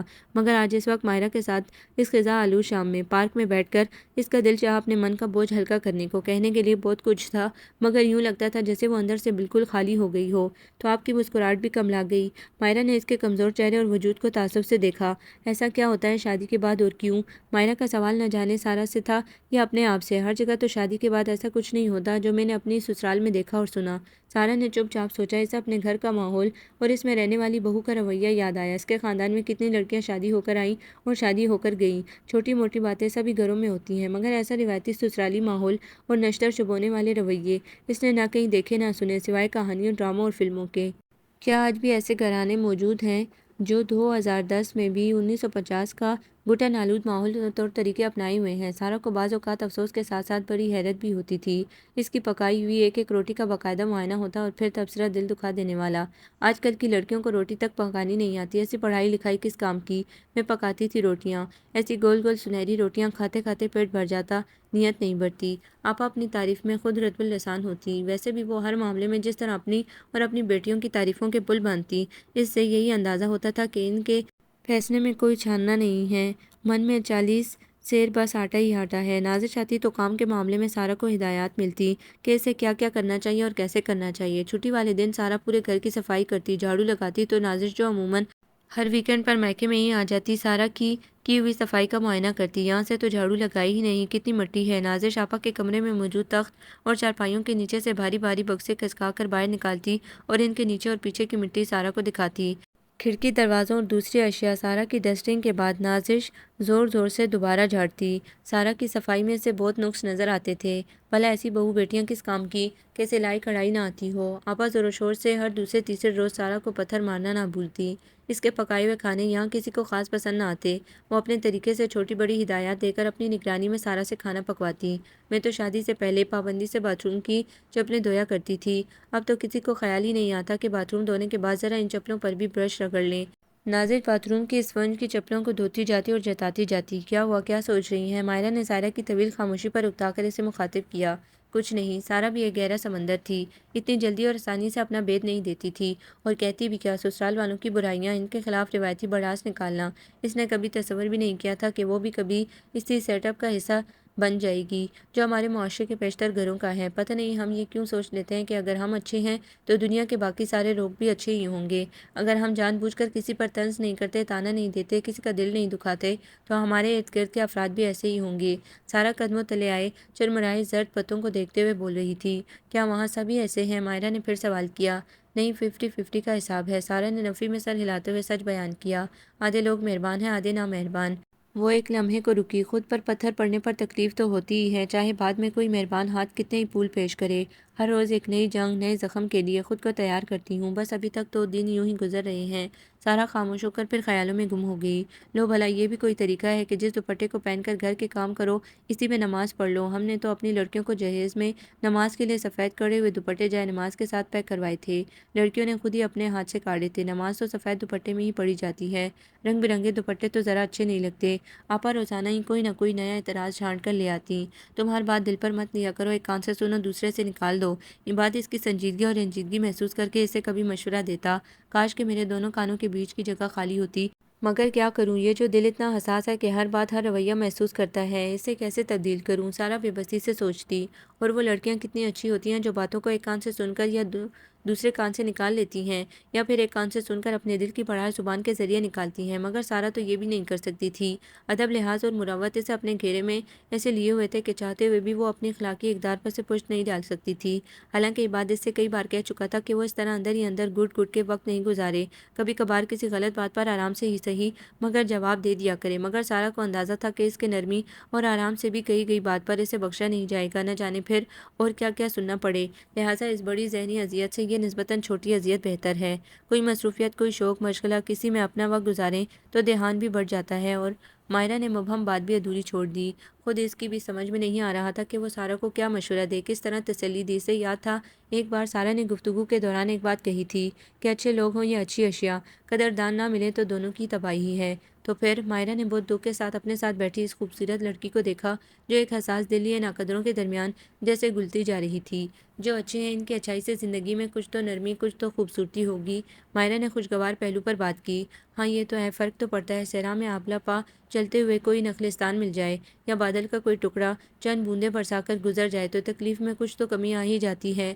سارا درختوں کی ٹنڈ منڈ شاخیں غور سے دیکھ رہی تھی جو سارا کی طرح بہار کے منتظر تھے۔ سارا دھلے ہوئے برتن ریک میں لگا رہی تھی جب آپا کچن میں آن پہنچی۔ میں نے تمہیں پہلے بھی کہا تھا کہ برتن ذرا خشک ہونے دیا کرو پھر ریک میں لگایا کرو، تمہارے گھر میں کیا ایسے ہی کام ہوتا ہے؟ آپا عادت کے مطابق جھڑک کر سارا اسے مخاطب ہوئی۔ سارا کو شدید ذہنی اذیت ہوتی تھی جب وہ بات بات پر اب اسے اس کے گھر یا گھر والوں کے حوالے سے تانا مارتی تھی۔ سارا کی نندے اور ان کے بچے جب بھی رکتے صبح ناشتے میں سارا ان کے لیے پراٹھے پکاتی۔ یہ بھی اس کے فرائض اور ذمہ داریوں میں شامل تھا کہ اس گھر کی بیٹیاں اور ان کے بچے جب گھر آئیں تو سارا ان کی خاطرداری میں کوئی کسر نہ اٹھا رکھے۔ بات بات پر سارا کو اس کے فرائض اور ذمہ داریاں جتائی جاتی اور حقوق، سارے فرائض اور ذمہ داریاں ایک طرف اور سارے حقوق دوسری طرف، یہ کیسی تقسیم ہے؟ سارا حیرانگی سے سوچتی۔ اپنے کمرے کے شیلف میں لگی کتابیں کبھی کبھی اسے بے حد اجنبی سی لگتی۔ ان لفظوں کی دنیا اور اس عملی دنیا میں کتنا فرق ہے۔ سارا اپنی کتابوں کو بے بسی سے دیکھتی جو اس جگہ بالکل بے جوڑ سی تھی۔ اس ماحول اور ان لوگوں کے درمیان ان کتابوں کی کوئی گنجائش ہی نہیں نکلتی تھی جہاں کے مشاغل بس اسٹار پلس کے ڈرامے، فلمیں، اپنی تعریفیں اور دوسروں کی مذمت۔ کچھ وقت بچتا تو وہ سلائی مشین اور سوئی دھاگے کی نظر ہو جاتا۔ تم اپنی یہ کتابیں ہی پڑھ لیا کرو، دل بھی بہل جائے گا اور دھیان بھی بٹے گا، یہ تو تمہارا شوق ہے نا؟ یہ بات ہر ممکن اس کی دلجوئی میں لگا دیتا تھا۔ اب تو میں کتابیں پڑھنا بھی بھول گئی، لگتا ہے نہیں کہ کبھی حرف سے بھی شناسائی تھی۔ سارا دھیرے سے بڑبڑائی۔ 2-3 بار اس نے نوٹ کیا کہ کبھی کبھار رات میں یا چھٹی والے دن کاموں سے فارغ ہو کر اگر کچھ وقت بچتا اور وہ کوئی کتاب پڑھنے بیٹھتی تو آپا کو کوئی نہ کوئی کام یاد آ جاتا یا وہ ڈھونڈ کر کوئی کام سارا کے لیے نکال لیتی۔ سارا کو چند صفحات بھی پڑھنے کا موقع نہیں ملتا تھا، پھر کسی نہ کسی بات پر یہ سننے کو ملتا، ہاں بھائی پڑھی لکھی ہیں، پڑھے لکھوں کے کام ایسے ہی ہوتے ہیں۔ اس کی وہ تعلیم، قابلیت اور صلاحیت جو اس کے اور اس کے گھر والوں کے لیے باعث فخر تھی، یہاں اس کے لیے ایک طعنہ بن گئی تھی۔ کاش میں بھی انہی کی طرح جاہل ہوتی، کم سے کم یوں گٹ گٹ کر تو نہ رہتی، یوں لحاظ مروت میں تو نہ ماری جاتی۔ سارا کبھی جل کر سوچتی، عجیب سی زندگی ہو گئی ہے۔ سارا یہ بات سے کہنے لگی، کیا ہوا؟ اس نے پیار سے سارا کو دیکھا۔ بس پتہ نہیں کیوں سارا کی آواز بھرا گئی، آنکھوں میں آنسو چمکنے لگے۔ ارے کیا ہوا جان؟ یہ بات بوکھلا کر سیدھا ہوا، بس یوں ہی کبھی کبھی دل گھبرانے لگتا ہے، بہت گھٹن محسوس ہوتی ہے۔ اور سارا بولتے بولتے خاموش ہو گئی۔ تم سوچتی بہت ہو، اتنا مت سوچا کرو، کتنی کمزور ہوتی جا رہی ہو دن بدن۔ یہ بات بڑی محبت سے اس کے بال سہلانے لگا۔ تمہیں کیا لگتا ہے کیا میں ہر بات سے بے خبر ہوں یا بے حس؟ مجھے احساس ہے، ہر بات کا احساس ہے۔ یہ بات اس کے رخساروں پر سے آنسو صاف کرتے ہوئے دھیرے دھیرے بول رہا تھا۔ کیا کروں، کچھ رشتے ایسے ہوتے ہیں کہ انسان نہ چاہتے ہوئے بھی مجبور ہو جاتا ہے، مگر یقین کرو مجھے تمہاری خوشی اور تمہاری ہنسی بھی اتنی عزیز ہے جتنی کہ باقی گھر والوں کی۔ یہ جانتا ہوں کہ اگر میں تمہاری فیور میں کچھ بولا تو تمہارے لیے اس گھر میں زندگی اور بھی مشکل ہو جائے گی۔ عباد نے گہری سانس لے کر دوبارہ سلسلہ تکلم جوڑا۔ دیکھو جانا، مجھے انسانی نفسیات کا بہت زیادہ علم تو نہیں، مگر میں اتنا ضرور کہوں گا کہ میں آپا کے لیے فقط ان کا بھائی نہیں بلکہ سگی اولاد سے بھی بڑھ کر ہوں۔ اور ماں کی محبت جو ہوتی ہے نا، بڑی ظالم ہوتی ہے۔ مجھے کبھی یوں لگتا ہے کہ جیسے وہ میرے معاملے میں اپنی محبت کی تقسیم برداشت نہیں کر سکتی ہیں، اس لیے ان کا سلوک تمہارے ساتھ کبھی بہت خراب ہوتا ہے، آہستہ آہستہ سب ٹھیک ہو جائے گا۔ وہ کبھی نہ کبھی تو اس حقیقت کو تسلیم کریں گی۔ یہ بات کچھ دیر بعد دوبارہ گویا ہوا۔ تم میں بہت صبر اور بہت برداشت ہے، سچ کہتا ہوں اگر تمہاری جگہ کوئی اور لڑکی ہوتی تو اب تک کئی بار لڑائی جھگڑے ہو چکے ہوتے، مگر تم جانتی ہو نا کہ صبر کا بلکہ ہر اچھائی اور نیکی کا صلہ اللہ دیتا ہے اور خوب دیتا ہے نا؟ عباد نے مسکرا کر اسے دیکھا۔ ہاں تب بھی تو، بس یہی بات تو مجھے میرے صبر اور برداشت پر ثابت قدم کر دیتی ہے۔ سارا نے چھپکے سے سوچا اور مسکرا دی۔ اب بھلا اس شخص کا بھی کیا قصور تھا جو دو محبتوں کے پارٹن کے بیچ پس رہا تھا؟ میں رونا نہیں چاہتی لیکن بس نہ جانے کیوں یوں ہی دل بھر آیا۔ سارا نے شوہر کی دلجوئی کی۔ رونا یوں ہی نہیں آتا، جب برتن اوپر تک بھر جاتا ہے تو چھلک پڑتا ہے۔ عباد کے لہجے میں محبت بھی تھی، خیال بھی تھا اور بے بسی بھی۔ پتہ ہے میں اللہ سے روزانہ دعا کرتا ہوں کہ وہ ہمیں اولاد کی نعمت سے نواز دے۔ عباد بے حد سنجیدگی سے اچانک بولا۔ سارا ایک دم پہلے تو گڑبڑا گئی، پھر اس کے لبوں پہ ایک شرمیلی سی مسکان بکھر گئی۔ گھر میں کوئی بچہ آ جائے تو مجھے یقین ہے کہ رویوں میں کافی بہتری آ جائے گی، سب لوگ پھر اسی میں لگے رہیں گے۔ عباد نے سوچتے ہوئے اس کی طرف دیکھا۔ میں ٹھیک کہہ رہا ہوں نا؟ ہو سکتا ہے۔ سارا نے ایک گہری سانس لی، پھر کچھ سوچتے ہوئے اس کے لبوں پہ ایک خوشگوار مسکراہٹ بکھر گئی۔ کبھی ایسا کیوں ہوتا ہے کہ ہم روشنی کی تلاش میں جگنو پکڑتے ہیں اور اندھیرے ہاتھ آتے ہیں؟ ہم دلکش رنگوں کی تلاش میں تتلیوں کے پیچھے بھاگتے ہیں اور بے جان تتلیوں کے مردہ رنگ زندگی میں شامل ہو جاتے ہیں۔ کبھی ایسا کیوں ہوتا ہے کہ بارش کی آس میں آسمان کو تکتے تکتے پیاس کے کانٹے روح تک میں گھس جاتے ہیں؟ کبھی ایسا کیوں ہوتا ہے کہ ہم صبح کے لیے سفر پر نکلتے ہیں اور رات ختم ہی نہیں ہوتی اور پھولوں کی تمنا میں بڑی حسرت سے باہر کا رستہ تکتے ہیں، مگر پتہ چلتا ہے باہر تو ابھی خزاں کی زد میں ہے؟ کبھی ایسا کیوں ہوتا ہے؟